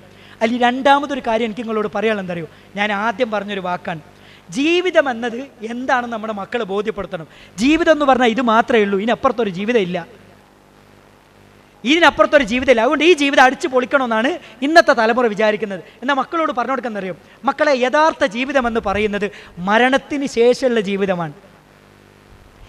അവിടെ വിജയിക്കലാണ് ഒരു മനുഷ്യൻ്റെ ജീവിതത്തിൻ്റെ ആത്യന്തിക ലക്ഷ്യമെന്ന് വളർന്നു വരുന്ന തലമുറയെ നമ്മൾ പറഞ്ഞു ബോധ്യപ്പെടുത്തിയിട്ടില്ലെങ്കിൽ ഈ പറയുന്ന കാര്യങ്ങളൊന്നും എത്ര പറഞ്ഞാലും അവർക്ക് ഉൾക്കൊള്ളാൻ കഴിയില്ല. അതുകൊണ്ടാണ് ഒരു കുട്ടി എന്നോട് ചോദിച്ചത്, എന്തിനാ സാറേ ഇങ്ങനെയൊക്കെ നിയമങ്ങളൊക്കെ പാലിച്ച് എന്തിനാണ് ജീവിക്കുന്നത്? എന്തിനാ ഒരു കല്യാണം? ഇപ്പോൾ പുതിയ ട്രെൻഡാണ്. ഇപ്പോൾ കുട്ടികൾ ചോദിക്കുകയാണ് നമ്മളോട്, എന്തിനാ ഇപ്പോൾ ഒരു കല്യാണം? എന്തിനാ കല്യാണം കഴിച്ചാൽ ഭർത്താവിൻ്റെ കാര്യങ്ങളൊക്കെ നോക്കി മൂപ്പർക്ക് ഒരു അടിമയായിട്ട് ജീവിക്കേണ്ടി വരില്ലേ? ഇങ്ങനത്തെ കൺസെപ്റ്റൊക്കെ ആയിട്ടാണ് വളർന്നു വരുന്ന തലമുറ ജീവിച്ചുകൊണ്ടിരിക്കുന്നത്. ഇതെന്താണെന്ന് വെച്ചാൽ നമ്മളിൽ നിന്ന് കിട്ടുന്ന നെഗറ്റീവ് സ്റ്റോക്സുകളാണ് ഇവരുടെ മനസ്സുകളിൽ ഇത്തരത്തിലുള്ള ചിന്തകൾ ഉണ്ടാക്കുന്നത്. അതുകൊണ്ട് എൻ്റെ പ്രിയപ്പെട്ട രക്ഷിതാക്കളോട് എനിക്ക് പറയാനുള്ള എന്തറിയോ, നമ്മൾ ആദ്യം ചെയ്യേണ്ടതെന്നറിയോ, നമ്മൾ മാതൃക ഭാര്യ ഭർത്താക്കന്മാരായി നമ്മൾ ജീവിക്കണം. അതെ, ഭാര്യ നിങ്ങൾ പറഞ്ഞത് കുടുംബമാകണമെന്നല്ലേ? എൻ്റെ വാപ്പാനും ഉമ്മാനും ഞാൻ കാണുന്നുണ്ട്. എൻ്റെ വാപ്പ ഒരു സ്വസ്ഥത എൻ്റെ ഉമ്മാക്ക് കൊടുക്കണില്ല. ഇങ്ങനത്തെ ഒരു കുടുംബജീവിതമല്ലേ നിങ്ങൾ പറയണത്? ഞാനില്ല കേട്ടോ, എൻ്റെ തല വെച്ച് കൊടുക്കാൻ ഞാനില്ല എന്നാണ് പുതിയ തലമുറ പറയണത്. അതുകൊണ്ട് വാപ്പാരെ നമ്മൾ മനസ്സിലാക്കേണ്ട ഒരു കാര്യമാണ്, ഒരു നല്ല ഭർത്താവാകാൻ മരിക്കുന്നതിന് മുമ്പ് നമുക്ക് സാധിക്കണം. എനിക്ക് സങ്കടം തോന്നുന്നത് അറിയോ, ഒരു 12 മണിക്ക് എൻ്റെ കൂട്ടുകാരൻ്റെ പെങ്ങൾ എന്നെ വിളിക്കുകയാണ്, കൂട്ടുകാരനെ വിളിച്ചു തരുന്നത്. വിളിച്ചിട്ട് എന്നോട് പറയാണ്, താത്താക്ക് നിങ്ങളോടൊന്ന് സംസാരിക്കണം. ഞാൻ ചോദിച്ചു എന്താണ്? 4 ദിവസം മുമ്പ് ഭർത്താവ് മരിച്ചിട്ടേ ഉള്ളൂ, എന്താണെന്ന് ചോദിച്ചു. അപ്പം ഞാൻ അവരോട് സംസാരിച്ചുകൊണ്ട് അവർ പറഞ്ഞൊരു വാക്കെന്താ അറിയോ? അവർ പറഞ്ഞതെന്ന് വെച്ചാൽ, സലാം പറഞ്ഞിട്ട് പറഞ്ഞു, ജീവിതത്തിൽ ഞാൻ എല്ലാം മൂപ്പർക്ക് ചെയ്തു കൊടുത്തിട്ടുണ്ട്, പക്ഷേ എൻ്റെ മനസ്സിൻ്റെ ഉള്ളിൽ ഇപ്പോൾ ഉള്ളത് മൂപ്പർ പറഞ്ഞത് എത്രത്തോളം അനുസരിക്കാൻ പറ്റി, അല്ലെങ്കിൽ മൂപ്പർ ആഗ്രഹിച്ച രൂപത്തിലുള്ളൊരു ഭാര്യയാകാൻ എനിക്ക് സാധിച്ചില്ലേ എന്നുള്ളൊരു സങ്കടം എൻ്റെ മനസ്സിൻ്റെ ഉള്ളിൽ ഇങ്ങനെ വരികയാണ്. എനിക്ക് ഉറക്കം കിട്ടുന്നില്ല, ഞാൻ എന്താ ചെയ്യേണ്ടത്? നിങ്ങളൊന്ന് ആലോചിച്ചു. ഭർത്താവ് മരിച്ചിട്ട് ഉറക്കം വരുന്നില്ല, എൻ്റെ ഭർത്താവ് ആഗ്രഹിച്ച രൂപത്തിലുള്ളൊരു ഭാര്യയാകാൻ എനിക്ക് കഴിഞ്ഞോ എന്നുള്ള ബേജാറുകൊണ്ട് ആ പെൺകുട്ടി കരയാണ്. ഞാൻ പറഞ്ഞെന്തറിയോ, മരിക്കാൻ നമ്മൾ കാത്തിക്കണ്ട, ജീവിച്ചിരിക്കുന്ന കാലത്ത് എന്ത് ചെയ്യാന്നറിയോ, അവരെ നല്ല പോലെ നമ്മൾ നോക്കുക. ഭാര്യയാണെങ്കിലും ഭർത്താവാണെങ്കിലും പരസ്പരം ഉത്തരവാദിത്തങ്ങൾ തിരിച്ചറിഞ്ഞ് എന്ത് ചെയ്യുക, നമ്മൾ ജീവിക്കുക. പിന്നെ ഒരു കാര്യം എനിക്ക് നിങ്ങളോട് പറയാനെന്തറിയോ, പിന്നെ ഒരിക്കലും കുറ്റവും കുറവും എന്ത് ചെയ്യരുത്, അത് വേറുള്ള ആൾക്കാരോട് പറയരുത്. എൻ്റെ കുറ്റം എന്നോട് പറയാം, ഞാൻ എൻ്റെ ഭാര്യനോട് പറയാൻ എന്തറിയോ, നിനക്ക് എൻ്റെ അടുത്ത് എന്ത് കുറവ് വന്നാലും നീ എന്നോട് പറയാം. നിൻ്റെ അടുത്ത് എന്ത് കുറവുണ്ട് ഞാൻ ആദ്യം എന്നോട് പറയും. എന്നിട്ട് പരിഹരിക്കപ്പെട്ടില്ലെങ്കിൽ മാത്രമാണ് മൂന്നാമതൊരു കക്ഷിനോട് പറയാൻ പറ്റുള്ളൂ. ഇപ്പോഴത്തെ ഒരു പ്രശ്നം എന്നറിയോ, എനിക്ക് ഭയങ്കര സങ്കടം തോന്നുന്നു വെച്ചാൽ, തിരൂരിൽ ഒരു പെൺകുട്ടി എന്ത് ചെയ്തു, ഓളെ പ്രശ്നങ്ങൾ മുഴുവൻ ഓളെ ഭർത്താവിന് വേറൊരാളുമായിട്ട് ബന്ധമുണ്ടെന്നുള്ളത് ഓളെ കൂടെ പഠിച്ചൊരു ചെക്കനോട് എന്ത് ചെയ്തു, വിളിച്ചു പറഞ്ഞു. എന്നിട്ട് എന്ത് ചെയ്തു, അവൻ ഇടയ്ക്കിടയ്ക്ക് വിളിച്ചിട്ട് ഇത് സുലഹാക്കാൻ വേണ്ടി വിളിക്കും. അവസാനം എന്താ ഉണ്ടായെന്നറിയോ, ഇവളെ കൂടെ പഠിച്ച ഇവളും കൂടെ വിളിച്ചു കൊടുക്കും.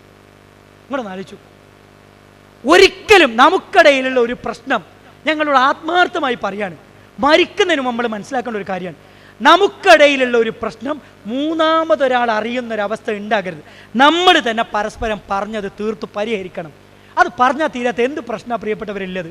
ഒരു കാര്യം നമ്മളെ ഓരോരുത്തരും മനസ്സിലാക്കണം. എന്താ അറിയോ, നമ്മൾ മനസ്സിലാക്കേണ്ട ഒരു കാര്യം എന്താ, ഞാൻ മലക്കല്ല. രണ്ടുപേരും ഭാര്യയും ഭർത്താവും മനസ്സിലാക്കേണ്ട, ഒരിക്കൽ നമ്മളാരും മലക്കുകളല്ല. എല്ലാവർക്കും ന്യൂനത ഉണ്ട്. ഭാര്യനോട് പറയേണ്ടത് എന്താ അറിയോ, അനക്ക് എൻ്റെതായ ന്യൂനത ഉണ്ട്, എനിക്ക് എൻ്റെതായ ന്യൂനത ഉണ്ട്. ഞാൻ എന്താ തെറ്റ് ചെയ്യുമ്പോൾ നീ എന്നെ തിരുത്തുക, നീ എന്താ തെറ്റ് ചെയ്യുമ്പോൾ ഞാൻ എന്നെ തിരുത്തും. ഈ ബോധ്യം രണ്ടുപേർക്കും ഉണ്ടെങ്കിൽ ഒരു പ്രശ്നവും കുടുംബജീവിതത്തിൽ ഉണ്ടാവില്ല. ഓരോരുത്തരും അവരവരുടെ കുറവുകൾ മനസ്സിലാക്കി തിരിച്ചറിഞ്ഞ് ജീവിക്കുമ്പോഴാണ് ജീവിതത്തിൻ്റെ രസവും സന്തോഷവും ആനന്ദമൊക്കെ നമുക്ക് ലഭിക്കുള്ളൂ എന്നുള്ള കാര്യം നമ്മൾ ഒരിക്കലും മറക്കരുത് സഹോദരങ്ങളെ. മരിച്ച് 3 തുണി പൊതിഞ്ഞ് പള്ളിക്കാട്ടിലേക്ക് വീട്ടിൻ്റെ ഉള്ളിൽ നിന്ന് ഇറക്കിക്കൊണ്ടുവന്നൊരു രംഗമുണ്ട്. അതൊരു വല്ലാത്ത രംഗമാണ്. ആ രംഗത്ത് നമ്മൾ ഓർക്കും, നമ്മൾ പറഞ്ഞു പോയതും നമ്മൾ ചെയ്തു വെച്ചതും നമ്മൾ നോവിച്ചതും കീറി മുറിച്ചതും ഒക്കെ നമുക്ക് അവിടുന്ന് ഓർമ്മ വരും. നമ്മൾ പറയും, പടച്ചോനെ ഞാനന്ന് പറയാൻ പാടില്ലാത്ത പറഞ്ഞുവല്ലോ, ഞാനന്ന് ചെയ്യാൻ പാടില്ലാത്ത ചെയ്തുവല്ലോ, ഞാൻ ഒരിക്കലും അങ്ങനെ കാണിക്കാൻ പാടില്ല, ഞാനത് ചെയ്തുവല്ലോ മൂപ്പരോട് എന്ന സങ്കടം എവിടെ നിന്നറിയോ, മയ്യത്ത് വീട്ടിൻ്റെ ഉള്ളിൽ നിന്ന് ഇറക്കി അങ്ങോട്ട് കൊണ്ടുപോകുമ്പോൾ ചോദിക്കും അവസാനം കാണും. അവസാനത്തെ ഒരു കാഴ്ചക്ക് വേണ്ടിയിട്ട് നമ്മുടെ മുന്നിലേക്ക് മയ്യത്ത് കൊണ്ടുവന്ന് തരും. വാപ്പാൻ്റെ മയ്യത്ത് കാണുമ്പോൾ, ഭാര്യൻ്റെ മയ്യത്ത് കാണുമ്പോൾ, ഭർത്താവിൻ്റെ മയ്യത്ത് കാണുമ്പോൾ ചങ്ക് പൊട്ടും. നമ്മുടെ അവിടെ മുട്ടുകുത്തിയിരുന്ന നെറ്റിയിലൊരു അന്ത്യ ചുംബനം കൊടുക്കുമ്പോൾ ഉള്ളിൻ്റെ ഉള്ളിൽ നിന്ന് പറയും, പടച്ചോനെ ഞാൻ ഒരിക്കലും ചെയ്യാൻ പാടില്ലാത്ത പറഞ്ഞുവല്ലോ, പറയാൻ പാടില്ലാത്ത പറഞ്ഞുവല്ലോ എന്ന സങ്കടം നമ്മുടെ കണ്ണിന്ന് കണ്ണീരായിട്ട് വരും. അങ്ങനത്തെ ഒരു അവസ്ഥ നമുക്ക് വരരുത് പ്രിയപ്പെട്ടവരെ. മരിച്ച് സന്തോഷത്തോടു കൂടി എനിക്ക് സന്തോഷപൂർവ്വം എൻ്റെ ഭർത്താവിന് യാത്ര അയക്കണം, എൻ്റെ ഭാര്യ എനിക്ക് യാത്ര അയക്കണം. സഹോദരങ്ങളെ, അങ്ങനെ യാത്ര അയക്കാൻ നമുക്ക് കഴിയണം. പള്ളിക്കാട്ടിലേക്ക് കൊണ്ടുപോയി അവിടെ നിന്ന് നിസ്കാരം കഴിഞ്ഞ് തസ്ബീഹ് ചൊല്ലി പിരിഞ്ഞു പോയാൽ റസൂലുള്ളാഹി പറയാം 3 കാര്യങ്ങളാണ് ബാക്കി. 3 കാര്യങ്ങൾ. അതിൽ ഒന്നെന്താ അറിയോ സഹോദരങ്ങളെ, സ്വതക്കത്തും ജാരിയ, ജാരിയത്തായ സ്വതക്ക, ഇൽമുൻ യുൻതഫൂബി, ഉപകാരപ്രദമായ അറിവ്. മൂന്നാമത്തെ എന്താ അറിയോ, നമുക്ക് വേണ്ടി പ്രാർത്ഥിക്കുന്ന മക്കളാണ് സഹോദരങ്ങളെ. ജീവിതത്തിൽ നമ്മളൊക്കെ സമ്പാദിക്കേണ്ടത് എന്താ അറിയോ, മരിക്കുന്നതിന് മുമ്പ്, പ്രിയപ്പെട്ടവരെ മരിക്കുന്നതിന് മുമ്പ് നമ്മൾ സമ്പാദിക്കേണ്ട സമ്പാദ്യം എന്താ അറിയോ, കുറേ സ്വത്തും വലിയ വീടും സൗകര്യങ്ങളൊന്നുമല്ല സമ്പാദിക്കേണ്ടതെന്നറിയോ, നമുക്ക് വേണ്ടി മുസല്ലയിലിരുന്നിട്ട് പടച്ചോനെ എൻ്റെ ഉമ്മച്ചി കബറിലാണ്, എൻ്റെ ഉമ്മച്ചിൻ്റെ കബർ വിശാലാക്കി കൊടുക്കണേ പടച്ചോനെ. പള്ളിയിലേക്ക് വന്നിട്ട് നിസ്കാരം കഴിഞ്ഞിട്ട് ഉമ്മൻ്റെ കബറിൻ്റെ ആ നനഞ്ഞ കബറിൻ്റെ അടുത്ത് വന്നിട്ട് പടച്ചോനെ എൻ്റെ ഉമ്മച്ചിയാണ് ഇവിടെ കബറിൽ കിടക്കുന്നത്, പുറത്തു കൊടുക്കണേ അല്ല, കബർ സ്വർഗത്തിൻ്റെ പൂന്തോപ്പാക്കണേ അല്ല എന്ന് മനസ്സറിഞ്ഞ് പ്രാർത്ഥിക്കാൻ പറ്റുന്ന മക്കൾ, അതിലും വലിയ എന്ത് സമ്പത്താണ് പ്രിയപ്പെട്ടവരെ നമുക്കൊക്കെ ജീവിതത്തിൽ സമ്പാദിക്കാനുള്ളത്. അതിൻ്റെ അപ്പുറത്തേക്ക് വേറൊന്നുമില്ല. അതുകൊണ്ട് പ്രിയപ്പെട്ട സഹോദരങ്ങളെ, മരിക്കുന്നതിന് മുമ്പ് നമ്മൾ ഏറ്റവും കൂടുതൽ ശ്രദ്ധിക്കേണ്ട കാര്യങ്ങളാണ് കുറഞ്ഞ സമയത്തിനുള്ളിൽ നമ്മൾ സംസാരിച്ചത്. ആ കാര്യങ്ങളൊക്കെയും ജീവിതത്തിലേക്ക് ചേർത്ത് വെക്കാൻ നമുക്ക് സാധിക്കണം. പരിശുദ്ധ റമദാൻ നമ്മുടെ മുന്നിലേക്ക് എത്തി നിൽക്കുകയാണ്. പരമാവധി ഈ മാസത്തെ ഉപയോഗപ്പെടുത്താൻ നമുക്ക് ഓരോരുത്തർക്കും സാധിക്കണം. അതിന് അല്ലാഹു സുബ്ഹാനഹു വ തആല ആയുസ്സും ആരോഗ്യവും തൗഫീഖും നൽകി നമുക്കെല്ലാവർക്കും പ്രദാനം ചെയ്യുമാറാകട്ടെ. മാരകമായ രോഗങ്ങളിൽ നിന്ന്, പരീക്ഷണങ്ങളിൽ നിന്ന് അള്ളാഹു നമ്മയും നമ്മുടെ കുടുംബത്തെയും കാത്തുരക്ഷിക്കുമാറാകട്ടെ. നമ്മുടെ മക്കളെ ദുനിയാവിലും ആഖിറത്തിലും ഉപകരിക്കുന്ന മക്കളാക്കി മാറ്റിത്തരുമാറാകട്ടെ. റബ്ബന തഖബ്ബൽ മിന്നാ ഇന്നക അൻത സമീഉൽ അലീം വതുബ് അലൈനാ ഇന്നക അൻത തവ്വാബുർ റഹീം. റബ്ബന ഹബ് ലനാ മിൻ അസ്വാജിനാ വദുരിയാതിനാ ഖുറത അഅ്യുൻ വജഅൽനാ ലിൽ മുത്തഖീന ഇമാമ. റബ്ബന ആതിനാ ഫിദ് ദുനിയ ഹസന വഫിൽ ആഖിറതി ഹസനത വഖിനാ അദാബന്നാർ. وآخر دعوانا أن الحمد لله رب العالمين. السلام عليكم ورحمة الله وبركاته.